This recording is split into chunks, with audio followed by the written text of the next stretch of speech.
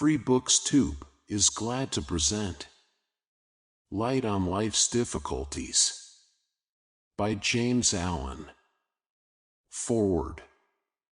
When a man enters a dark room, he is not sure of his movements. He cannot see objects around him or properly locate them, and is liable to hurt himself by coming into sudden contact with them.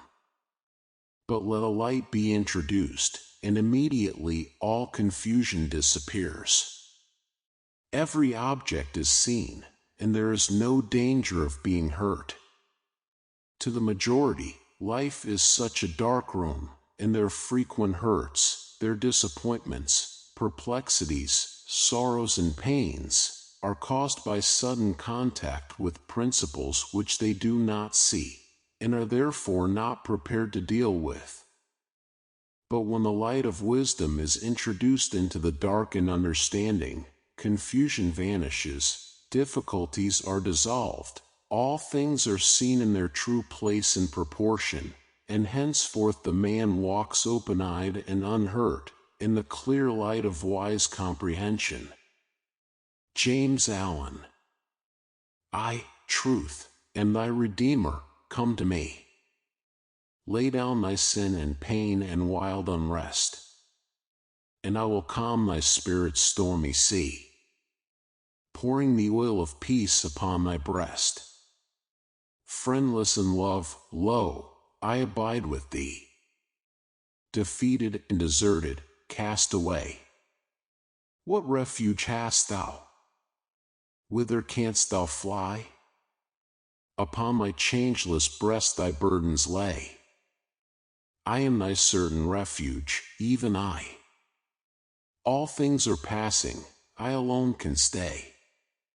Lo, I, the great forsaken, am the friend of the forsaken, I, whom man despise. The weak, the helpless, and despised defend. I gladden aching hearts and weeping eyes. Rest thou in me, I am thy sorrow's end. Lover, friends and wealth, pleasure and fame, these fail and change, and pass into decay. I blame thee not, nor turn my face away. In my calm bosom hide thy sin and shame. 1. The light that leads to perfect peace. This book is intended to be a strong and kindly companion, as well as a source of spiritual renewal and inspiration to those who aim at a life well lived and made strong and serene. It will help its readers to transform themselves into the ideal character they would wish to be, and to make their life here that blessed thing which the majority only hope for in some future life. Our life is what we make it by our own thoughts and deeds. It is our own state and attitude of mind which determine whether we are happy or unhappy, strong or weak, sinful or holy, foolish or wise.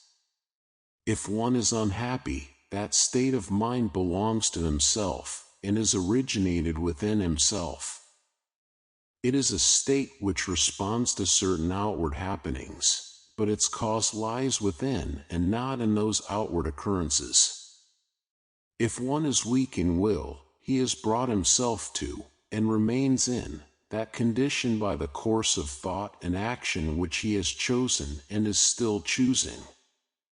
If one is sinful, it is because he has committed, and continues to commit, sinful acts. If he is foolish, it is because he himself does foolish things. A man has no character, no soul, no life apart from his thoughts and deeds. What they are, that he is. As they are modified, so does he change. He is endowed with will, and can modify his character. As the carpenter changes the block of wood into a beautiful piece of furniture, so can the erring and sin-stricken man change himself into a wise and truth-loving being. Each man is responsible for the thoughts which he thinks and the acts which he does, for his state of mind, and the life which he lives. No power, no event, no circumstance can compel a man to evil and unhappiness. He himself is his own compeller. He thinks and acts by his own volition. No being, however wise and great, even the supreme, can make him good and happy. He himself must choose the good, and thereby find the happy. And because of this, that when a man wishes and wills he can find the good and the true, and enjoy its bliss and peace, there is eternal gladness in the courts of truth, and holy joy among the perfect ones. The gates of heaven are forever open, and no one is prevented from entering by any will or power but his own. But no one can enter the kingdom of heaven so long as he is enamored of, and chooses, the seductions of hell, so long as he resigns himself to sin and sorrow. There is a larger, higher, nobler, diviner life than that of sinning and suffering, which is so common, in which, indeed, nearly all are immersed, a life of victory over sin, and triumph over evil, a life wise and happy, kind and tranquil, virtuous and peaceful. This life can be found and lived now, and he who lives it is steadfast in the midst of change, restful among the restless, peaceful, though surrounded by strife. Should death confront him, he is calm. Though assailed by persecution, he knows no bitterness, and his heart is compassionate and filled with rejoicing. In this supremely beautiful life there is no evil, sin and sorrow are ended, and aching hearts and weeping eyes are no more. The life of triumph is not for those who are satisfied with any lower conditions. It is for those who thirst for it and are willing to achieve it, who are eager for righteousness as the miser is for gold. It is always at hand, and is offered to all, and blessed are they who accept and embrace it. They will enter the world of truth, they will find the perfect peace. 2. Light on facts and hypotheses. When freedom of thought and freedom of expression abound, there is much controversy and much confusion. Yet it is from such controversial confusion that the simple facts of life emerge, attracting us with their eternal uniformity and harmony, and appealing forcibly to us with their invisible simplicity and truth. We are living in an age of freedom and mental conflict. Never were religious sects so numerous. Schools, philosophical, occult, and otherwise, abound, and each is eager for the perpetuation and dominance of its own explanation of the universe. The world is in a condition of mental ferment. Contradiction has reached the point of confusion, so that the earnest seeker for truth can find no solid rock of refuge in the opposing systems which are presented to him. He is thereby thrown back upon himself, upon those incontrovertible facts of his own being which are ever with him, which are, indeed, himself, his life. Controversy is ranged around hypotheses, not around facts. Fact is fixed and final, hypothesis is variable and vanishing. In his present stage of development, man is not alive to the beautiful simplicity of facts, nor to the power of satisfaction which is inherent in them. He does not perceive the intrinsic loveliness of truth, but must add something to it.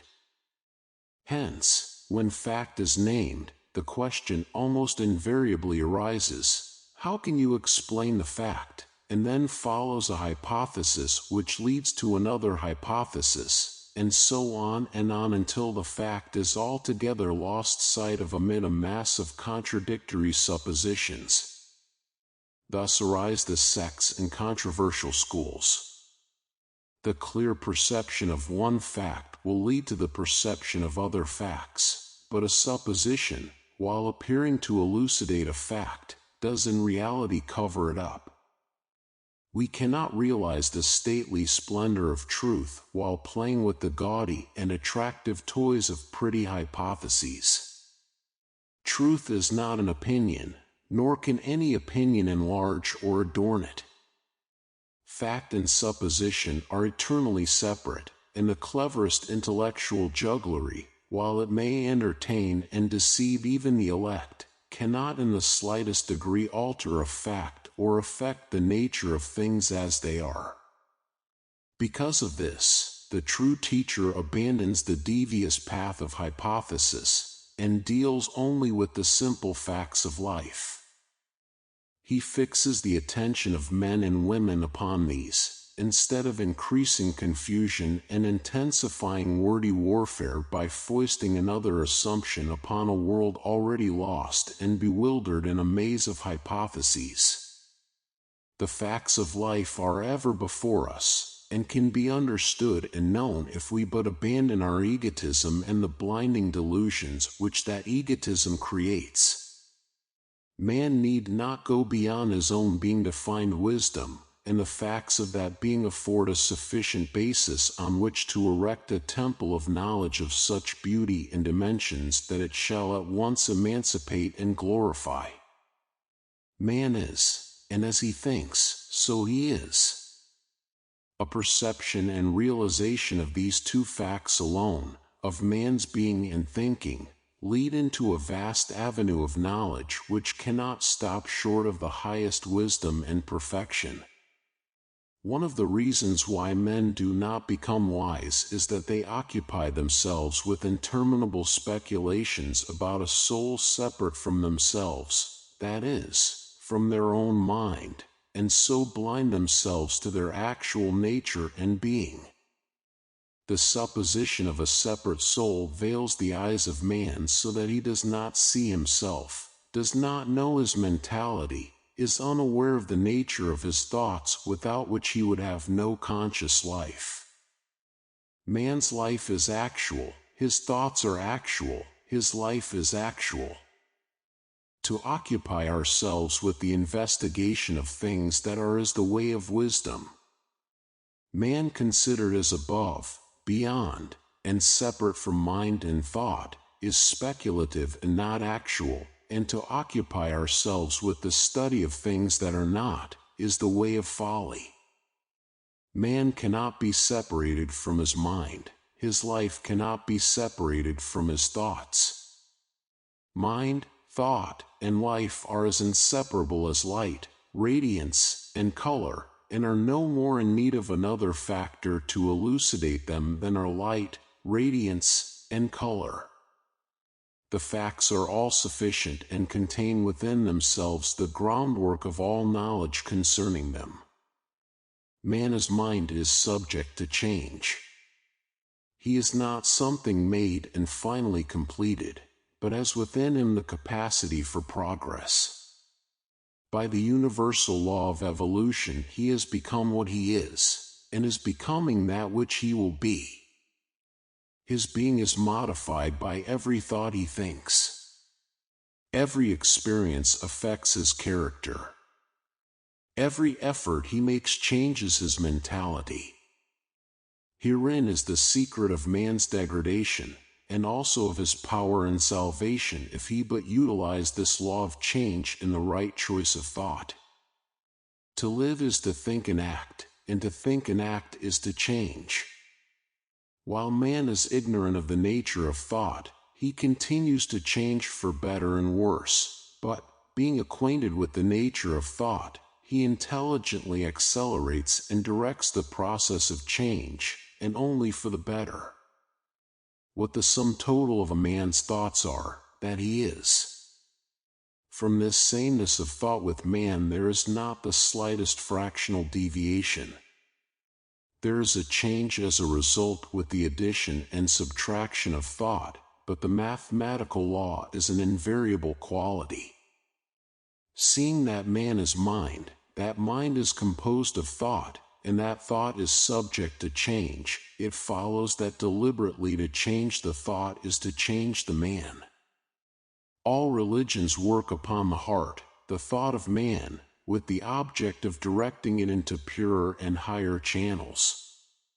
Success in this direction, whether partial or complete, is called salvation, that is, deliverance from one kind of thought, one condition of mind, by the substitution of another thought, another condition. It is true that the dispensers of religion today do not know this because of the hypothetical veil which intervenes between the fact and their consciousness. But they do it without knowing it, and the great teachers who founded the various religions built upon this fact, as their precepts plainly show. The chief things upon which these teachers lay such stress, and so constantly reiterate, such as the purification of the heart, the thinking of right thoughts, and the doing of good deeds, what are they but calls to a higher, nobler mode of thought, energizing forces urging men and women to make an effort in the choosing of thoughts which shall lift them into realms of greater power, greater good, greater bliss. Aspiration, meditation, devotion, these are the chief means which men in all ages employ to reach up to higher modes of thought, wider airs of peace, vaster realms of knowledge, for as he thinketh in his heart, so is he. He is saved from himself, from his own folly and suffering, by creating within new habits of thoughts, by becoming a new thinker, a new man. Should a man by a supreme effort succeed in thinking as Jesus thought, not by imitation, but by a sudden realization of his indwelling power, he would be as Jesus. In the Buddhistic records there is an instance of a man, not the possessor of great piety or wisdom, who asked Buddha how one might attain the highest wisdom and enlightenment. Buddha replied, by ceasing all desire. It is recorded that the man let go of all personal desires and at once realized the highest wisdom and enlightenment. One of the sayings of Buddha runs, the only miracle with which the wise man concerns himself is the transformation of a sinner into a saint. Emerson also referred to this transforming power of change of thought when he said, "It is as easy to be great as to be small," which is closely akin to that other great and oft-repeated but little understood saying, "Be ye therefore perfect, even as your Father which is in heaven is perfect." And, after all, what is the fundamental difference between a great man and a small one? It is one of thought, of mental attitude. True, it is one of knowledge, but then, knowledge cannot be separated from thought. Every substitution of a better for a worse thought is a transforming agency which marks an important advance in knowledge. Throughout the whole range of human life, from the lowest savage to the highest type of man, thought determines character, condition, knowledge.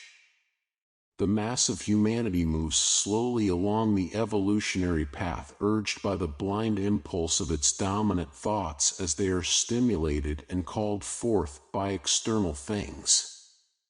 But the true thinker, the sage, travels swiftly and intelligently along a chosen path of his own. The multitudes, unenlightened concerning their spiritual nature, are the slaves of thought, but the sage is the master of thought. They follow blindly, he chooses intelligently.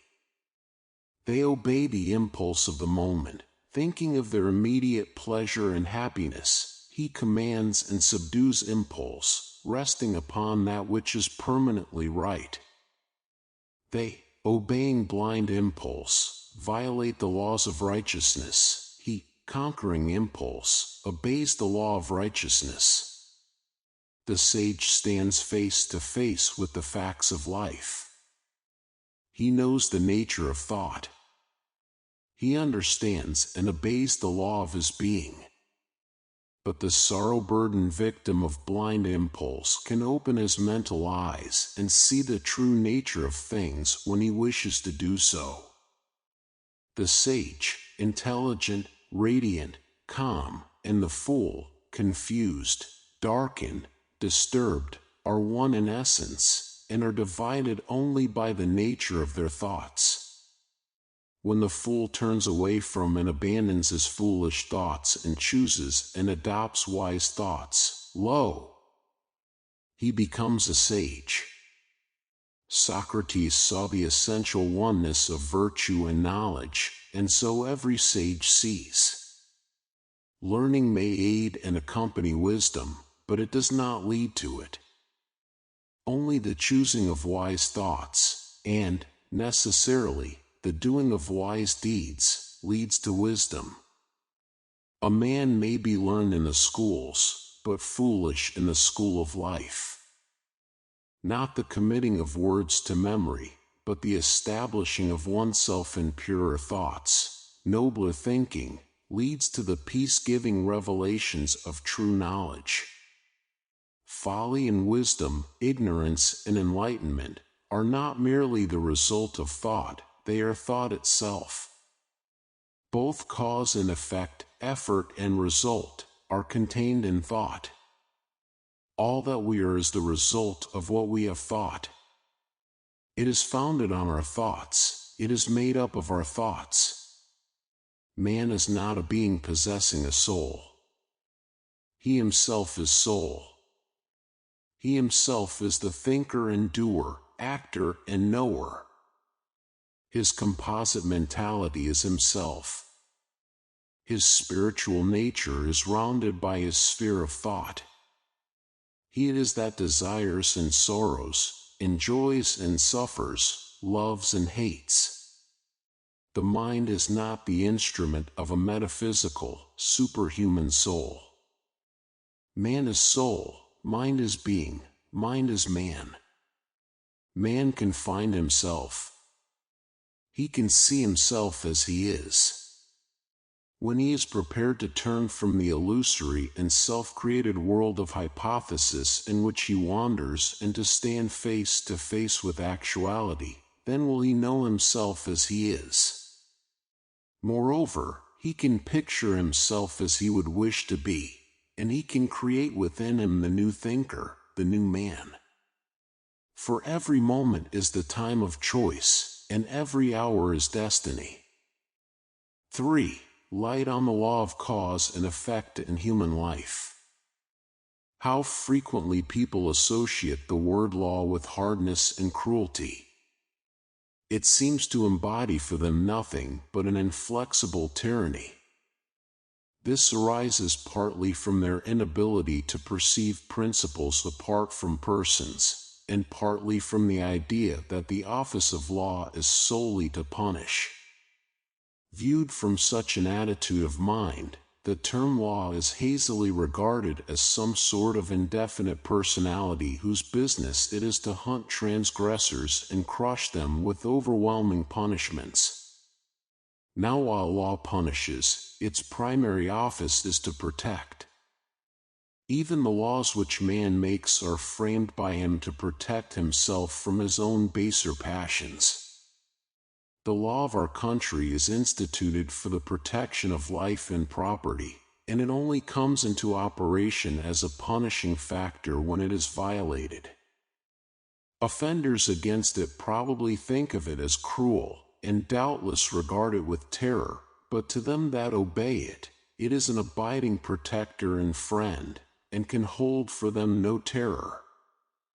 So with the divine law, which is the stay of the universe, the heart and life of the cosmos, it is that which protects and upholds, and it is no less protective in its penalties than in its peaceful blessings.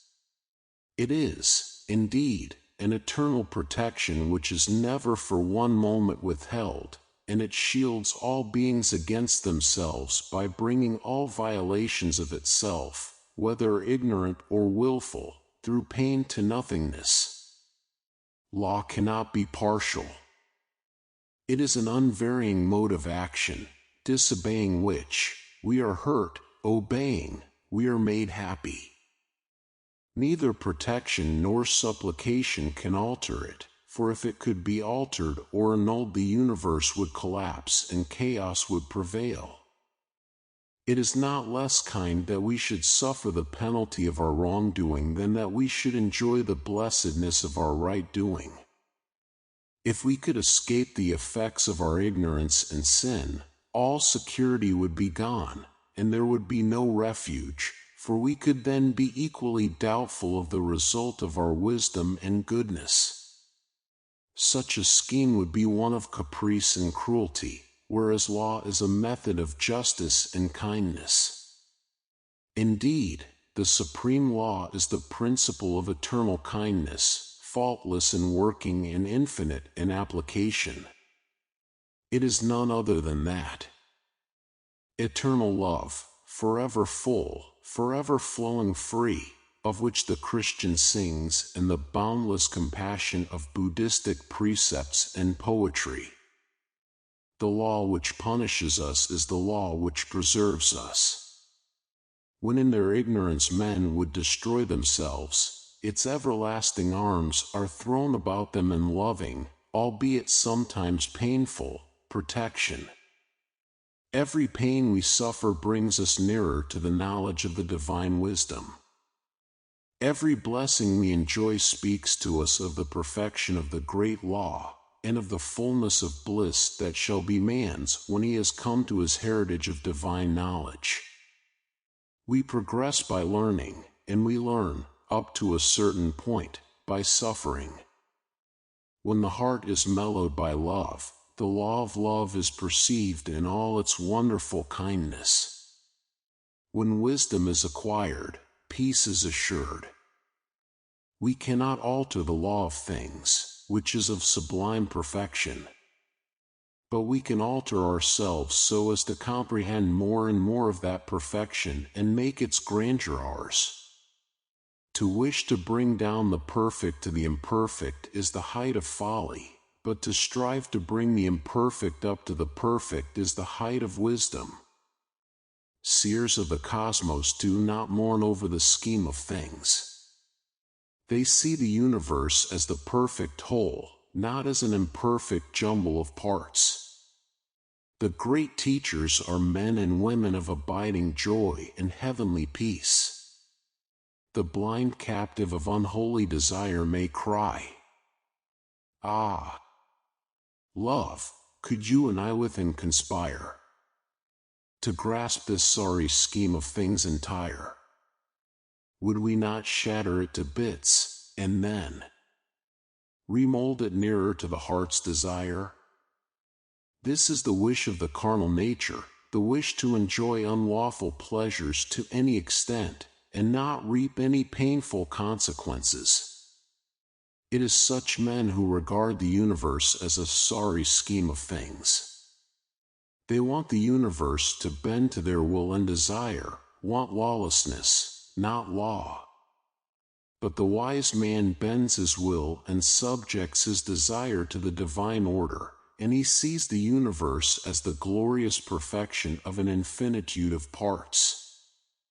Buddha always referred to the moral law of the universe as the good law, and indeed it is not rightly perceived if it is thought of as anything but good, for in it there can be no grain of evil, no element of kindness. It is no iron-hearted monster crushing the weak and destroying the ignorant, but a soothing love and brooding compassion shielding the tenderest from harm, and protecting the strongest from a too destructive use of their strength. It destroys all evil, it preserves all good.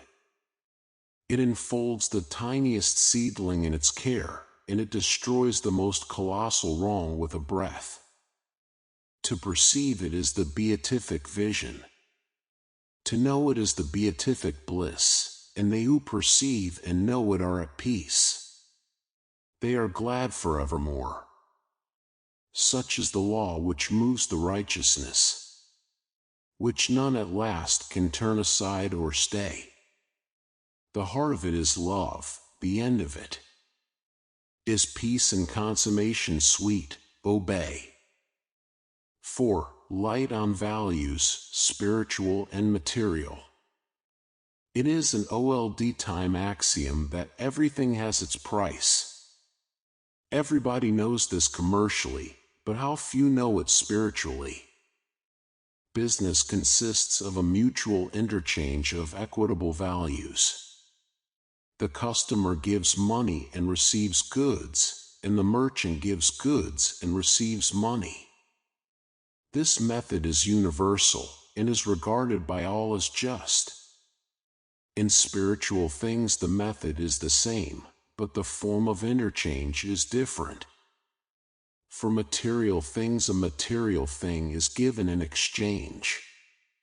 Now these two forms of exchange cannot be transposed, they are of reverse natures, and remain eternally separate. Thus a man may bring money to a shop and ask for food, or clothing, or literature, and he will receive goods to the value of his money. But if you were to take $1 to a teacher of truth, and ask to be supplied with $1's worth of religion, or righteousness, or wisdom, he would be told that those things cannot be purchased with money, that their spiritual nature excludes them from business transactions. The wise teacher, however, would also tell him that these spiritual necessities must be purchased. Though money cannot buy them, they have their price, and something must be parted with before they can be received. In a word, instead of offering money, he must offer up self, or selfishness. For so much selfishness given up, so much religion, righteousness, and wisdom would be immediately received, without fail, and with perfect equity. For if a man is sure of receiving perishable food and clothing for the money he puts down, how much more surely will he receive the imperishable spiritual sustenance and protection for the selfishness which he lays down? Shall the law operate in the lesser and fail in the greater? Man may fail to observe the law, but the law is infallible. A man may love his money, but he must part with it before he can receive the material comforts of life. Likewise, a man may love his selfish gratifications, but he must give them up before he can receive the spiritual comforts of religion. Now when a tradesman gives goods for money, it is not that he may keep the money, but that he may give it in exchange for other goods. The primary function of business is not to enable everybody to hoard up money, but to facilitate the interchange of commodities. The miser is the greatest of all failures, and he may die of starvation and exposure while being a millionaire, because he is a worshipper of the letter of money, and an ignorer of its spirit, the spirit of mutual interchange. Money is a means, not an end. Its exchange is a sign that goods are being justly given and received. Thus commerce, with all its innumerable ramifications of detail, is reducible to one primary principle, namely, mutual interchange of the material necessities of life. Now let us follow this principle into the spiritual sphere, and trace there its operation. When a spiritual man gives spiritual things, kindness, sympathy, love, and receives happiness in return, it is not that he may hoard and hug to himself that happiness, but that he may give it to others, and so receive back spiritual things. The primary function of spirituality is not to hoard up personal pleasure, but to render actual the interchange of spiritual blessings. The most selfish man, he whose chief object is the getting of happiness for himself, is a spiritual miser. His mind may perish of spiritual destitution, though he be surrounded with the objects which he has obtained to pander to his pleasure, because he is worshipping the letter of happiness and is ignoring its spirit, the spirit of unselfish interchange. The object of selfishness is the getting of personal pleasure or happiness. The object of religion is the diffusion of virtue. Thus religion, with all its innumerable creeds, may be resolved into one primary principle, namely, mutual interchange of spiritual blessings. What, then, are the spiritual blessings? They are kindness, brotherliness, goodwill, sympathy, forbearance, patience, trustfulness, peacefulness, love unending, and compassion unlimited. These blessings, these necessities for the starving spirit of man, can be obtained, but their price must be paid. Unkindness, uncharitableness, ill will, hardness, ill temper, impatience, suspicion, strife, hatred, and cruelty, all these, along with the happiness, the personal satisfaction, which they give, must be yielded up. These spiritual coins, dead in themselves, must be parted with, and when parted with, there will be immediately received their spiritual counterparts, the living and imperishable blessings to which they are a means and of which they are a sign. To conclude, when a man gives money to a merchant and receives goods in return, he does not wish to have his money again. He is willingly parted with it forever and is satisfied with the exchange. So when a man gives up unrighteousness in exchange for righteousness, he does not wish to have his selfish pleasures back again. He has given them up forever and is satisfied and at peace. Thus also, when one bestows a gift, even though it be a material gift, he does not look for the receiver to send him back its value in money, because it is a spiritual deed and not a business transaction. The material thing thus represents the interchange of spiritual blessings, and its accompanying bliss, the bliss of a gift bestowed and that of a gift received. Are not 2 sparrows sold for a farthing? Everything in the universe, every object and every thought, is valued. Material things have a material value, spiritual things have a spiritual value, and to confound these values is not wise. To seek to purchase spiritual blessings with money, or material luxuries with virtue, is the way of selfishness and folly. It is to confound barter with religion and to make a religion of barter. Sympathy, kindness, love cannot be bought and sold, they can only be given and received. When a gift is paid for, it ceases to be a gift. Because everything has a value, that which is freely given is gained with accumulation. He who gives up the lesser happiness of selfishness gains the greater happiness of unselfishness. The universe is just, and its justice is so perfect that he who has once perceived it can no more doubt or be afraid.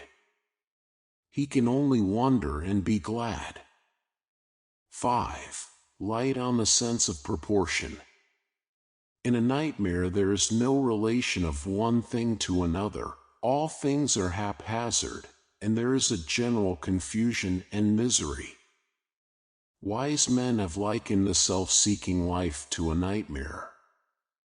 There is a close resemblance between a selfish life, in which the sense of proportion is so far lost that things are only seen as they affect one's own selfish aims, and in which there are feverish excitements and overwhelming troubles and disasters, and that state of troubled sleep known as nightmare. In a nightmare, too, the controlling will and perceiving intelligence are asleep, and in a selfish life the better nature and spiritual perceptions are locked in profound slumber. The uncultivated mind lacks the sense of proportion.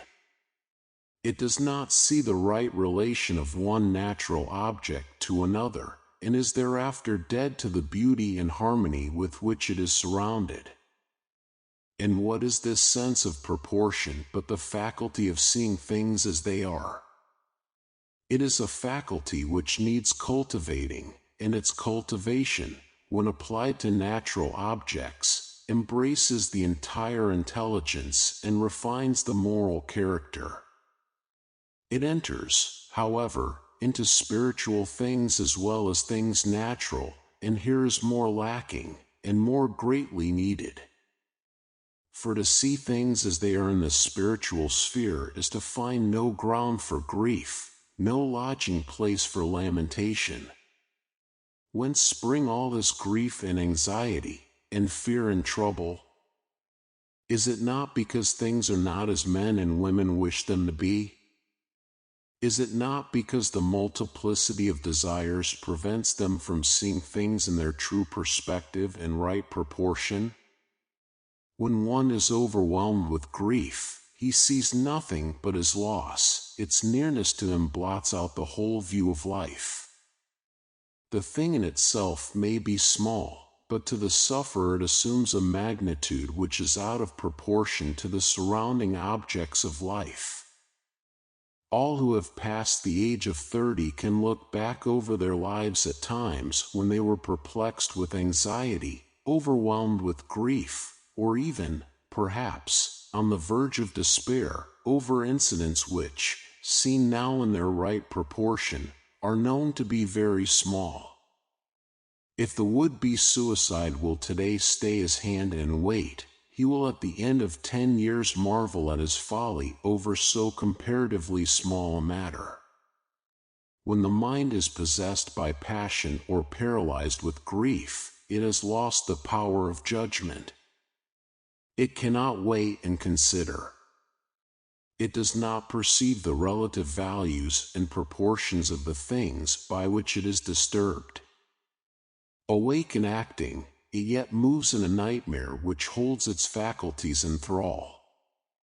The passionate partisan lacks a sense of proportion to such an extent that, to him, his own side or view appears all that is right and good, and his opponents all that is bad and wrong.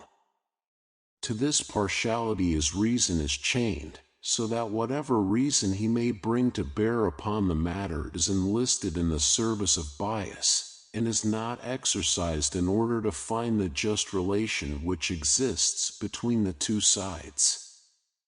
He is so convinced that his own party is all right, and the other, equally intelligent party is all wrong, that it is impossible for him to be impartial and just. The only thing he understands as justice is that of getting his own way, or placing some ruling power in the hands of his party. Just as the sense of proportion in things material puts an end to the spirit of repugnance, so in things spiritual it puts an end to the spirit of strife. The true artist does not see ugliness anywhere, he sees only beauty. That which is loathsome to others fills, to him, its rightful place in nature, and it appears in his picture as a thing of beauty. The true seer does not see evil anywhere, he sees universal good. That which is hateful to others, he sees in its rightful place in the scheme of evolution, and it is held dispassionately in his mind as an object of contemplation. Men and women worry, and grieve, and fight because they lack this sense of proportion, because they do not see things in their right relations. The objects of their turbulence are not things in themselves, but their own opinions about things, self-created shadows, the unreal creations of an egoistic nightmare. The cultivation and development of the ethical sense of proportion converts the heated partisan into a gentle peacemaker, and gives the calm and searching of the prophet to the hitherto blind instrument in the clashing play of selfish forces. The spiritual sense of proportion gives sanity, it restores the mind to calmness, it bestows impartiality and justice and reveals a universe of faultless harmony. 6. Light on adherence to principle. The man of truth never departs from the divine principles which he has espoused. He may be threatened with sickness, poverty, pain, loss of friends and position, even with immediate death, yet he does not desert the principles which he knows to be eternally true. To him, there is one thing more grievous, more to be feared and shunned than all the above evils put together, and that is the desertion of principle. To turn coward in the hour of trial, to deny conscience, to join the rabble of passions, desires, and fears in turning upon, accusing, and crucifying the eternal Christ of divine principle, because, forsooth, that principle has not given him personal health, affluence, and ease. This, to the man of truth, is the evil of evils, the sin of sins. We cannot escape sickness and death. Though we avoid them for a long time, in the end they will overtake us. But we can avoid wrongdoing, we can avoid fear and cowardice. When we habitually avoid wrongdoing and cast out fear, the evils of life will not subdue us when they overtake us, for we shall have mastered them. Instead of avoiding them for a season, we shall have conquered them on their own ground. There are those that teach that it is right to do wrong when the wrong is to protect another, that it is good, for instance, to tell a lie when its object is the well-being of another, that is, that it is right to desert a principle of truthfulness under severe trial. Such teaching has never emanated from the lips of the great teachers. It has not been uttered even by those lesser, yet superbly noble men, the prophets, saints, and martyrs, for those divinely illuminated men knew full well that no circumstance can make a wrong a right, and that a lie has no saving and protective power. Wrongdoing is a greater evil than pain, and a lie is more deadly and destructive than death. Jesus rebuked Peter for trying to shield his master's life by wrongdoing, and no right-minded person would accept life at the expense of the moral character of another when it appeared possible to do so. All men admire and revere the martyrs, those steadfast men and women who feared wrong, cowardice, and lying, but who did not fear pain and death, those who were steadfast and calm in their adherence to principle even when brought to the utmost extremity of trial. Even when the taunts and jeers of enemies assailed them, and the tears and agonies of loved ones appealed to them, they flinched not nor turned back, knowing that the future good and salvation of the whole world depended upon their firmness in that supreme hour. For this, they stand through all time as monuments of virtue, centers of saving and uplifting power for all humankind. But he who lied to save himself, or for the sake of the 2 or 3 beings whom he personally loved, is rarely heard of, for in the hour of desertion of principle, his power was gone. If he is heard of, he is not loved for that lie. He is always looked upon as one who fell when the test was applied. As an example of the highest virtue, he is rejected by all men in all times. Had all men believed that an untruth was right under extreme circumstances, we should have had no martyrs and saints. The moral fiber of humanity would have been undermined, and the world left to grope in ever-deepening darkness. The attitude which regards wrongdoing for the sake of others as the right thing to do is based on the tacit assumption that wrong and untruth are inferior evils to unhappiness, pain, and death. But the man of moral insight knows that wrong and untruth are the greater evils, and so he never commits them, even though his own life or the lives of others appear to be at stake. It is easy for a man in the flowery time of ease or the heyday of prosperity to persuade himself that he is staunchly adhering to principle. But when pain overtakes him, when the darkness of misfortune begins to settle down upon him, and the pressure of circumstances hems him in, then he is on his trial, and has come to the testing time. In that season it will be brought to light whether he clings to self or adheres to truth. Principles are for our salvation in the hour of need. If we desert them in that hour, how can we be saved from the snares and pains of self? If a man does wrong to his conscience, thinking thereby to avoid some immediate or pressing pain, he does not but increase pain and evil. The good man is less anxious to avoid pain than wrongdoing. There is neither wisdom nor safety in deserting permanent and protective principles when our happiness seems to be at stake. If we desert the true for the pleasant, we shall lose both the pleasant and the true. But if we desert the pleasant for the true, the peace of truth will soothe away our sorrow. If we barter the higher for the lower, emptiness and anguish will overtake us, and then, having abandoned the eternal, where's our rock of refuge? But if we yield up the lower for the higher, the strength and satisfaction of the higher will remain with us, fullness of joy will overtake us, and we shall find in truth a rock of refuge from the evils and sorrows of life. To find the permanent amid all the changes of life, and, having found it, adhere to it under all circumstances, this only is true happiness, this only is salvation and lasting peace. 7. Light on the sacrifice of the self. Self-sacrifice, is one of the fundamental principles in the teachings of the great spiritual masters. It consists in yielding up self, or selfishness, so that truth may become the source of conduct.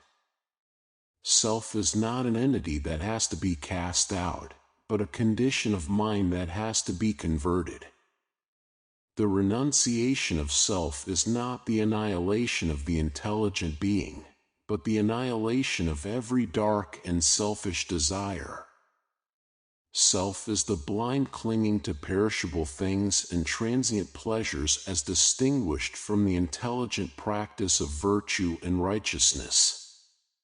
Self is the lusting, coveting, desiring of the heart, and it is this that must be yielded up before truth can be known, with its abiding calm and endless peace. To give up things will not avail. It is the lust for things that must be sacrificed. Though a man sacrifice wealth, position, friends, family, fame, home, wife, child, and life also, it will avail nothing if self is not renounced. Buddha renounced the world and all that it held dear to him, but for 6 years he wandered and searched and suffered, and not till he yielded up the desires of the heart did he become enlightened and arrive at peace. By giving up only the objects of self-indulgence, no peace will ensue, but torment will follow. It is self-indulgence, the desire for the object, that must be abandoned, then peace enters the heart. Sacrifice is painful so long as there is any vestige of self remaining in the heart. While there remains in the heart a lurking desire for an unworthy object or pleasure that has been sacrificed, there will be periods of intense suffering and fierce temptation. But when the desire for the unworthy object or pleasure is put away forever from the mind, and the sacrifice is complete and perfect, then, concerning that particular object or pleasure, there can be no more suffering or temptation. So when self in its entirety is sacrificed, sacrifice, in its painful aspect, is at an end, and perfect knowledge and perfect peace are reached. Hatred is self. Covetousness is self. Envy and jealousy are self. Vanity and boasting are self. Gluttony and sensuality are self. Lying and deception are self. Speaking evil of one's neighbor is self. Anger and revenge are self. Self-sacrifice consists in yielding up all these dark conditions of mind and heart. The process is a painful one in its early stages, but soon a divine peace descends at intervals upon the pilgrim. Later, this peace remains longer with him, and finally, when the rays of truth begin to be radiated in the heart, remains with him. This sacrifice leads to peace, for in the perfect life of truth, there is no more sacrifice, and no more pain and sorrow. For where there is no more self, there is nothing to be given up. Where there is no clinging of the mind to perishable things, there is nothing to be renounced. Where all has been laid on the altar of truth, selfish love is swallowed up in divine love. And in divine love there is no thought of self, for there is the perfection of insight, enlightenment, and immortality, and therefore perfect peace. 8. Light on the management of the mind. Following the last chapter, a few hints on the management of one's mind will doubtless be opportune. Before a man can see even the necessity for thorough and complete self-government, he will have to throw off a great delusion in which so many are involved, the delusion of believing that his lapses of conduct are entirely due to those about him, and not entirely to himself.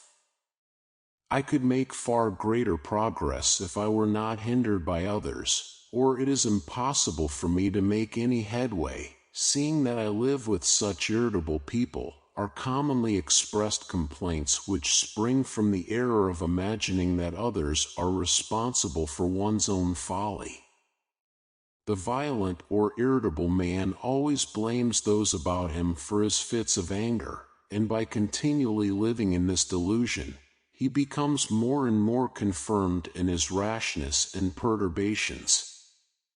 For how can a man overcome, nay, how can he even try to overcome, his weakness if he convinces himself that it springs entirely from the actions of others? Moreover, firmly believing this as he does, he vents his anger more and more upon others in order to try to make matters better for himself, and so becomes completely lost to all knowledge of the real origin of his unhappy state. Men cast the blame of their unprosperous acts upon the abettors of their own resolve, or anything but their weak guilty selves, being responsible for every action. All a man's weaknesses, sins, and faults take rise in his own heart, and he alone is responsible for them. It is true there are tempters and provokers, but temptations and provocations are powerless to him who refuses to respond to them.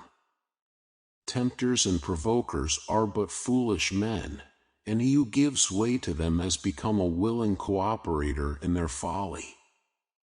He is unwise and weak, and the source of troubles is in himself. The pure man cannot be tempted, the wise man cannot be provoked. Let a man fully realize that he is absolutely responsible for his every action, and he has already gone a considerable distance along the path which leads to wisdom and peace, for he will then commence to utilize temptation as a means of growth, and the wrong conduct of others he will regard as a test of his own strength. Socrates thanked the gods for the gift of a shrewish wife in that it enabled him the better to cultivate the virtue of patience. It is a simple and easily perceived truth that we can better grow patient by living with the impatient, better grow unselfish by living with the selfish. If a man is impatient with the impatient, he is himself impatient. If he is selfish with the selfish, then he is himself selfish. The test and measure of virtue is trial, and, like gold and precious stones, the more it is tested, the brighter it shines. If a man thinks he has virtue, yet gives way when its opposing vice is presented to him, let him not delude himself, he has not yet attained to the possession of that virtue. If a man would rise and become a man indeed, let him cease to think the weak and foolish thought, I am hindered by others, and let him set about to discover that he is hindered only by himself. Let him realize that the giving way to another is but a revelation of his own imperfection, and lo! Upon him will descend the light of wisdom, and the door of peace will open unto him, and he will soon become the conqueror of self.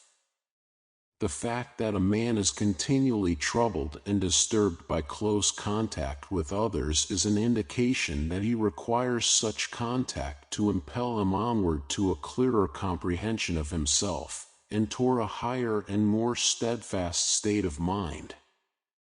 The very things which he regards as insurmountable hindrances will become to him the most valuable aids when he fully realizes his moral responsibility and his innate power to do right. He will then cease to blame others for his unmanly conduct, and will commence to live steadfastly under all circumstances. The scales of self-delusion will quickly fall from his eyes, and he will then see that often when he imagined himself provoked, he himself was really the provoker. As he rises above his own mental disturbances, the necessity for coming in contact with the same condition in others will cease, and he will pass, by a natural process, into the company of the good and the pure. He will then awaken in others the nobility which he has arrived at in himself. Be noble.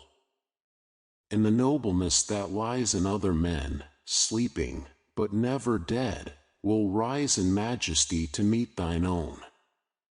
9. Light on self-control, the door of heaven. The foremost lesson which the world has to learn on its way to wisdom is the lesson of self-control. All the bitter punishments which men undergo in the school of experience are inflicted because they have failed to learn this lesson. Apart from self-control, salvation is a meaningless word, and peace is an impossibility. For how can a man be saved from any sin while he continues to give way to it? Or how can he realize abiding peace until he has conquered and subdued the troubles and disturbances of his mind? Self-control is the door of heaven. It leads to light and peace. Without it, a man is already in hell. He is lost in darkness and unrest. Men inflict upon themselves far-reaching sufferings, and pass through indescribable torments, both of body and soul, through lack of self-control. Not until they resort to its practice can their sufferings and torments pass away.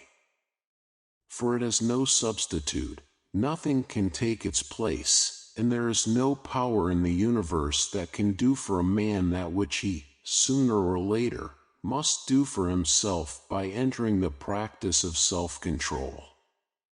By self-control a man manifests his divine power and ascends toward divine wisdom and perfection. Every man can practice it. The weakest man can begin now, and until he does begin, his weakness will remain, or he will become weaker still.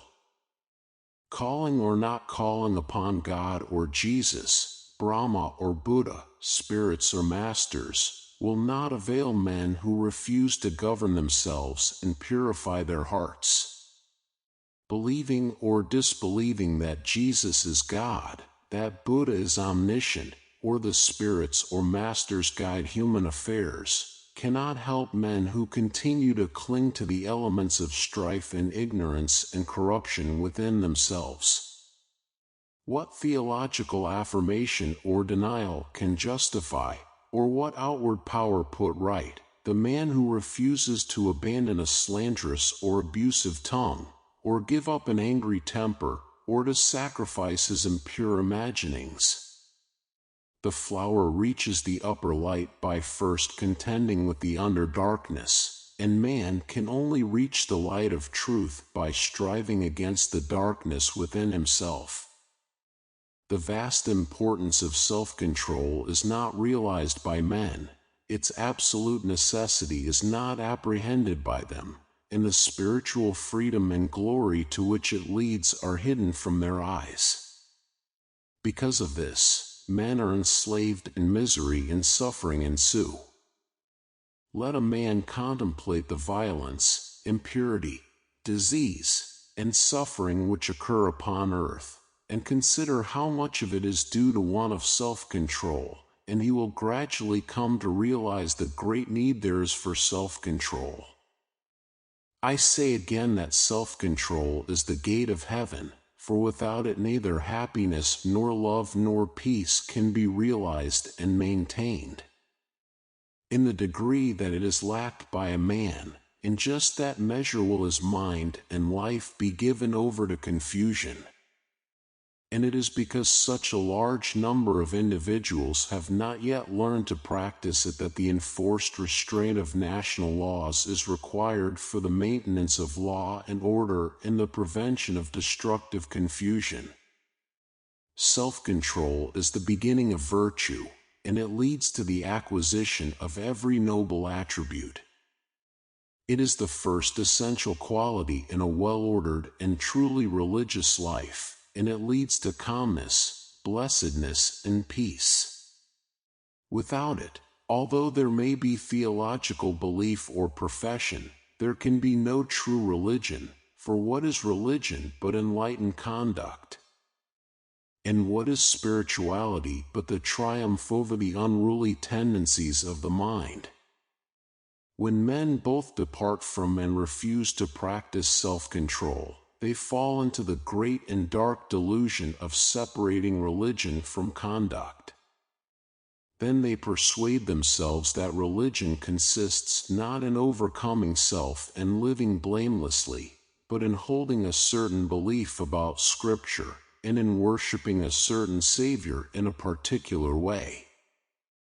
Hence arise the innumerable complications and confusions of letter worship, and the violence and bitter strife into which men fall in defense of their own formulated religion. But true religion cannot be formulated. It is purity of mind, a loving heart, a soul at peace with the world. It need not be defended, for it is being and doing and living. A man begins to practice religion when he begins to control himself. 10. Light on acts and their consequences. One of the commonest excuses for wrongdoing is that, if right were done, calamity would ensue. Thus the foolish concern themselves, not with the act, but with the consequence of the act, a foreknowledge of which is assumed. The desire to secure pleasant results, and to escape unpleasant consequences, is at the root of that confusion of mind which renders men incapable of distinguishing between good and evil, and prevents them from practicing the one and abandoning the other.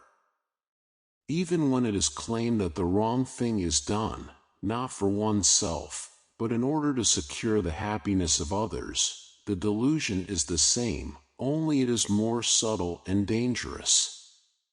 The wise concern themselves with the act, and not with its consequences. They consider, not what is pleasant or unpleasant, but what is right. Thus doing what is right only, and not straining after results, they are relieved of all burdens of doubt, desire, and fear.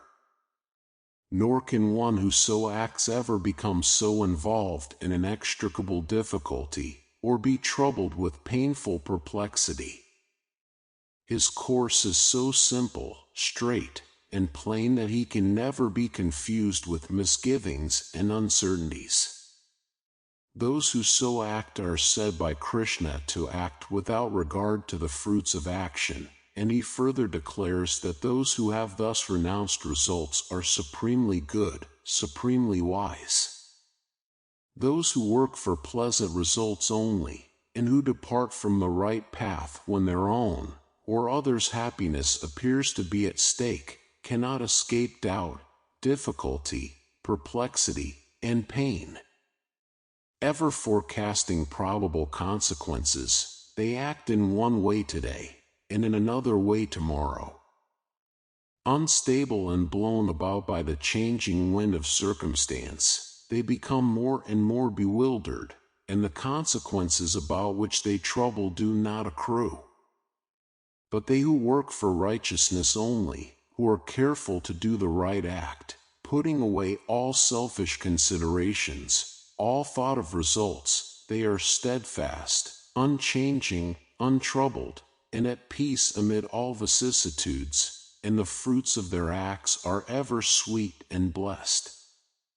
Even the knowledge, which only the righteous possess, that wrong acts can never produce good results, and that right acts can never bring about bad results, is in itself fraught with sweet assurance and peace.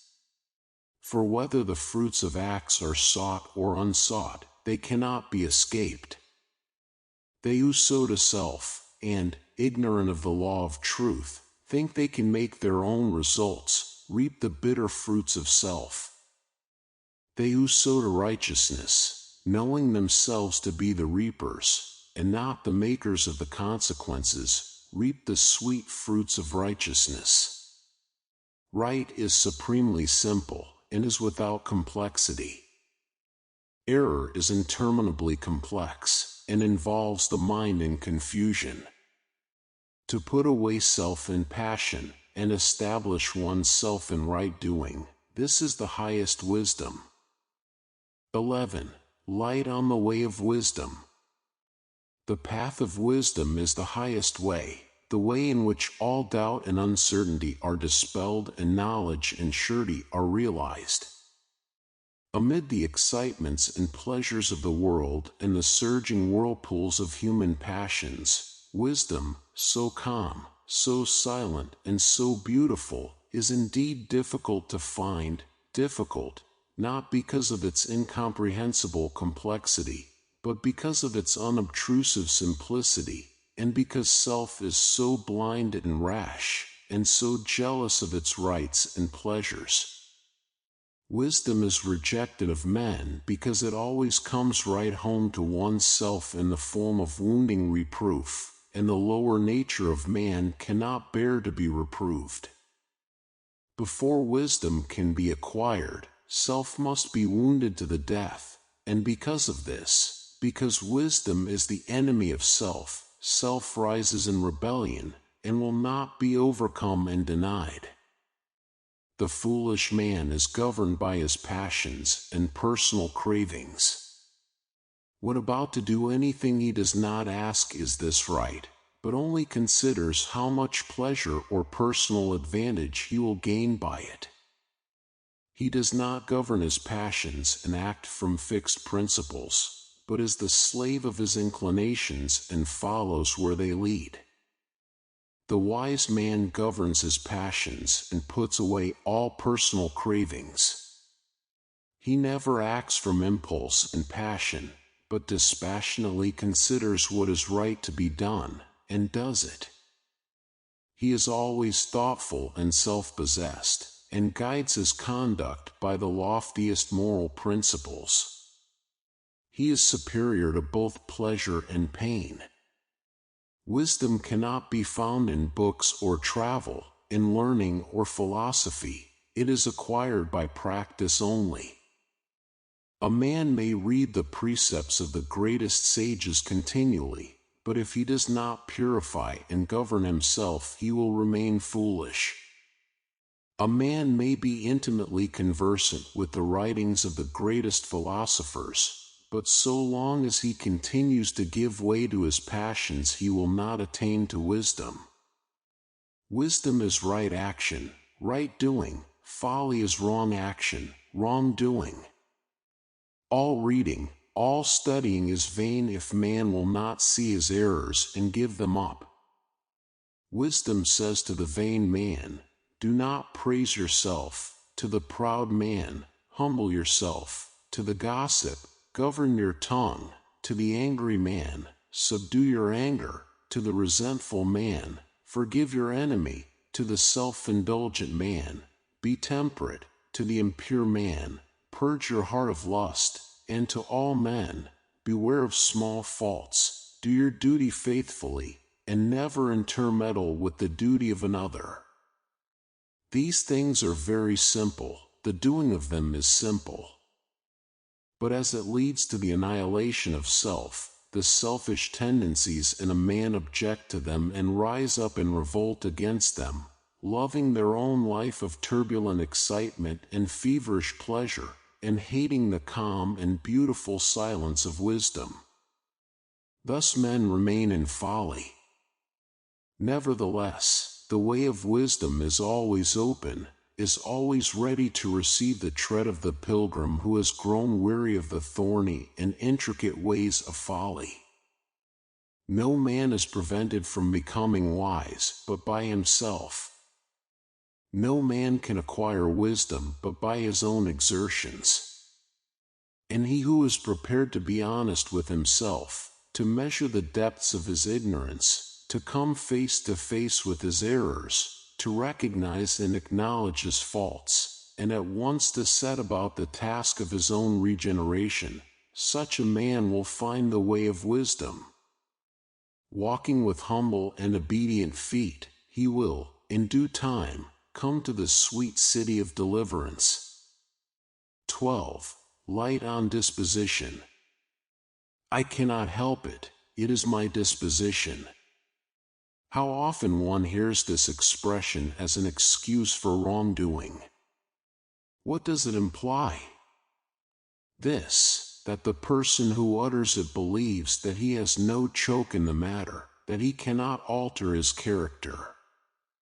He believes that he must go on doing the wrong thing to the end of his days because he was born so, or because his father or grandfather was like that, or, if not these, then someone along the family line 100, or 200 or 300 years ago must have been afflicted, and therefore he is and must remain so. Such a belief should be uprooted, destroyed, and cast away. For it is not only without reason, it is a complete barrier to all progress, to all growth and goodness, to all development of character and noble expansion of life. Character is not permanent, it is, indeed, one of the most changeable things in nature. If not changed by a conscious act of the will, it is being continually modified and reformed by the pressure of circumstances. Disposition is not fixed, except insofar as one fixes it by continuing to do the same thing, and by persistence in the stubborn belief that he cannot help it. As soon as one gets rid of that belief, he will find that he can help it. Further, he will find that intelligence and will are instruments which can mold disposition to any extent, and that, too, with considerable rapidity if one is in earnest. What is disposition but a habit formed by repeating the same thing over and over again? Cease repeating, doing, the thing, and lo! The disposition is changed, the character is altered. To cease from an old habit of thought or action is, I know, difficult at first, but with each added effort the difficulty decreases, and finally disappears, and then the new and good habit is formed and the disposition is changed from bad to good, the character is ennobled, the mind is delivered from torment and is lifted into joy. There is no need for anyone to remain the slave of a disposition which causes him unhappiness, and which he himself regards as undesirable. He can abandon it. He can break away from the slavery. He can deliver himself and be free. 13. Light on individual liberty. Within the sphere of his own mind, man has all power, but in the sphere of other minds and outside things, his power is limited. He can command his own mind, but he cannot command the minds of others. He can choose what he shall think, but he cannot choose what others shall think. He cannot control the weather as he wills, but he can control his mind, and decide what his mental attitude toward the weather shall be. A man can reform the dominion of his own mind, but he cannot reform the outer world, because the outer world is composed of other minds having the same freedom of choice as himself. A pure being cannot cleanse the heart of one less pure, but by his life of purity and by elucidating his experience in the attainment of purity, he can, as a teacher, act as a guide to others, and so enable them more readily and rapidly to purify themselves. But even then those others have the power to decide whether they shall accept or reject such guidance, so complete is man's choice.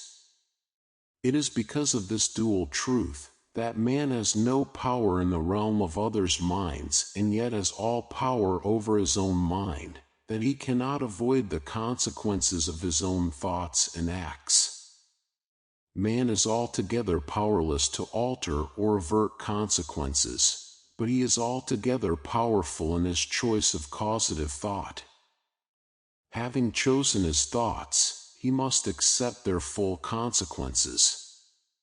Having acted, he cannot escape the full results of his act.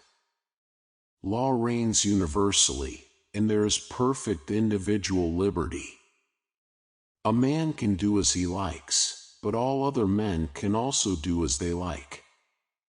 A man has power to steal, but others have the power to protect themselves against the thief. Having sent out his thought, having acted his purpose, a man's power over that thought and purpose is at an end. The consequences are certain and cannot be escaped, and they will be of the nature of the thought and act which produced them, painful or blessed. Seeing that a man can think and do as he chooses, and that all others have the like liberty, a man has to learn, sooner or later, to reckon with other minds. And until he does this he will be ceaselessly involved in suffering. To think and act apart from the consideration of others is both an abuse and an infringement of liberty. Such thoughts and acts are annulled and brought to naught by the harmonizing principle of liberty itself, and such annulling and bringing to naught is felt by the individual as suffering. When the mind, rising above ignorance, recognizes the magnitude of its power within its own sphere and ceases to antagonize itself against others, it harmonizes itself to those other minds. Having acknowledged their freedom of choice, it has then realized spiritual plenitude and the cessation of suffering. Selfishness, egotism, and despotism are, from the spiritual standpoint, transferable terms. They are one and the same thing. Every selfish thought or act is a manifestation of egotism, is an effort of despotism, and it is met with suffering and defeat. It is annulled because the law of liberty cannot, in the smallest particular, be annulled. If selfishness could conquer, liberty would be non-existent, but selfishness fails of all results but pain, because liberty is supreme. An act of selfishness contains two elements of egotism, namely, 1, the denial of liberty of others, and 2, the assertion of one's own liberty beyond its legitimate sphere. It thereby destroys itself. Despotism is death. Man is not the creature of selfishness, he is the maker of it. It is an indication of his power, his power to disobey even the law of his being. Selfishness is power without wisdom. It is energy wrongly directed. A man is selfish because he is ignorant of his nature and power as a mental being. Such ignorance and selfishness entail suffering, and by repeated suffering and age-long experience he at last arrives at knowledge and the legitimate exercise of his power. The truly enlightened man cannot be selfish. He cannot accuse others of selfishness, or try to coerce them into being unselfish. The selfish man is eager to bend others to his own way and will, believing it to be the only right way for all. He thereby ignorantly wastes himself in trying to check in others the power which he freely exercises himself, namely, the power to choose their own way and exercise their own will. By so doing, he places himself in direct antagonism with the like tendencies and freedom of other minds, and brings into operation the instruments of his own suffering. Hence, the ceaseless interplay of conflicting forces, the unending fires of passion, the turmoil, strife, and woe. Selfishness is misapplied power. The unselfish man is he who, ceasing from all personal interference, abandons the I as the source of judgment. Having recognized his unlimited freedom through the abandonment of all egotism even in thought, he refrains from encroachment upon the boundless freedom of others. He realizes the legitimacy of their choice and their right to the free employment of their power. However others may choose to act towards such a man, it can never cause him any trouble or suffering, because he is perfectly willing that they should so choose to act, and he harbors no wish that they should act in any other way. He realizes that his sole duty, as well as his entire power, lies in acting rightly toward them, and that he is in no way concerned with their actions toward him. That is both their choice and their business.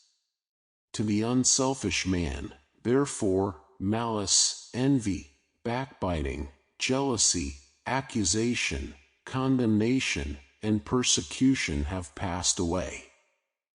Having ceased to practice these things, he is not disturbed when they are hurled at him. Thus liberation from sin is liberation from suffering. The selfless man is free. He has made the servitude of sin impossible. He has broken every bond. 14. Light on the blessing and dignity of work. That laborious life is a principle pregnant with truth, and one which cannot be too often repeated or too closely studied and practiced. Labor is so often regarded as an irksome, even degrading means of obtaining ease and pleasure, and not as what it really is, a thing happy, noble in itself. The lesson contained in the maxim needs to be taken to heart and more thoroughly learned. Activity, both mental and physical, is the essence of life. The complete cessation of life is death, and death is immediately followed by corruption. Ease and death are closely related. The more there is of activity, the more abounding is life. The brain worker, the original thinker, the man of unceasing mental activity, is the longest-lived man in a community. The agricultural laborer, the gardener, the man of unceasing physical activity comes next with length in years. Pure-hearted, healthy-minded people love work and are happy in their labors. They never complain of being overworked. It is very difficult, almost impossible, for a man to be overworked if he lives a sound and pure life.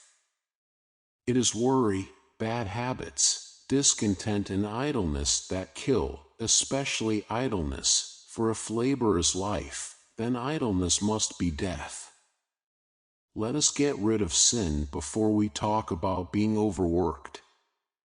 There are those who are afraid of work, regarding it as an enemy, and who fear a breakdown by doing too much. They have to learn what a health-bestowing friend work is. Others are ashamed of work, looking upon it as a degrading thing to be avoided.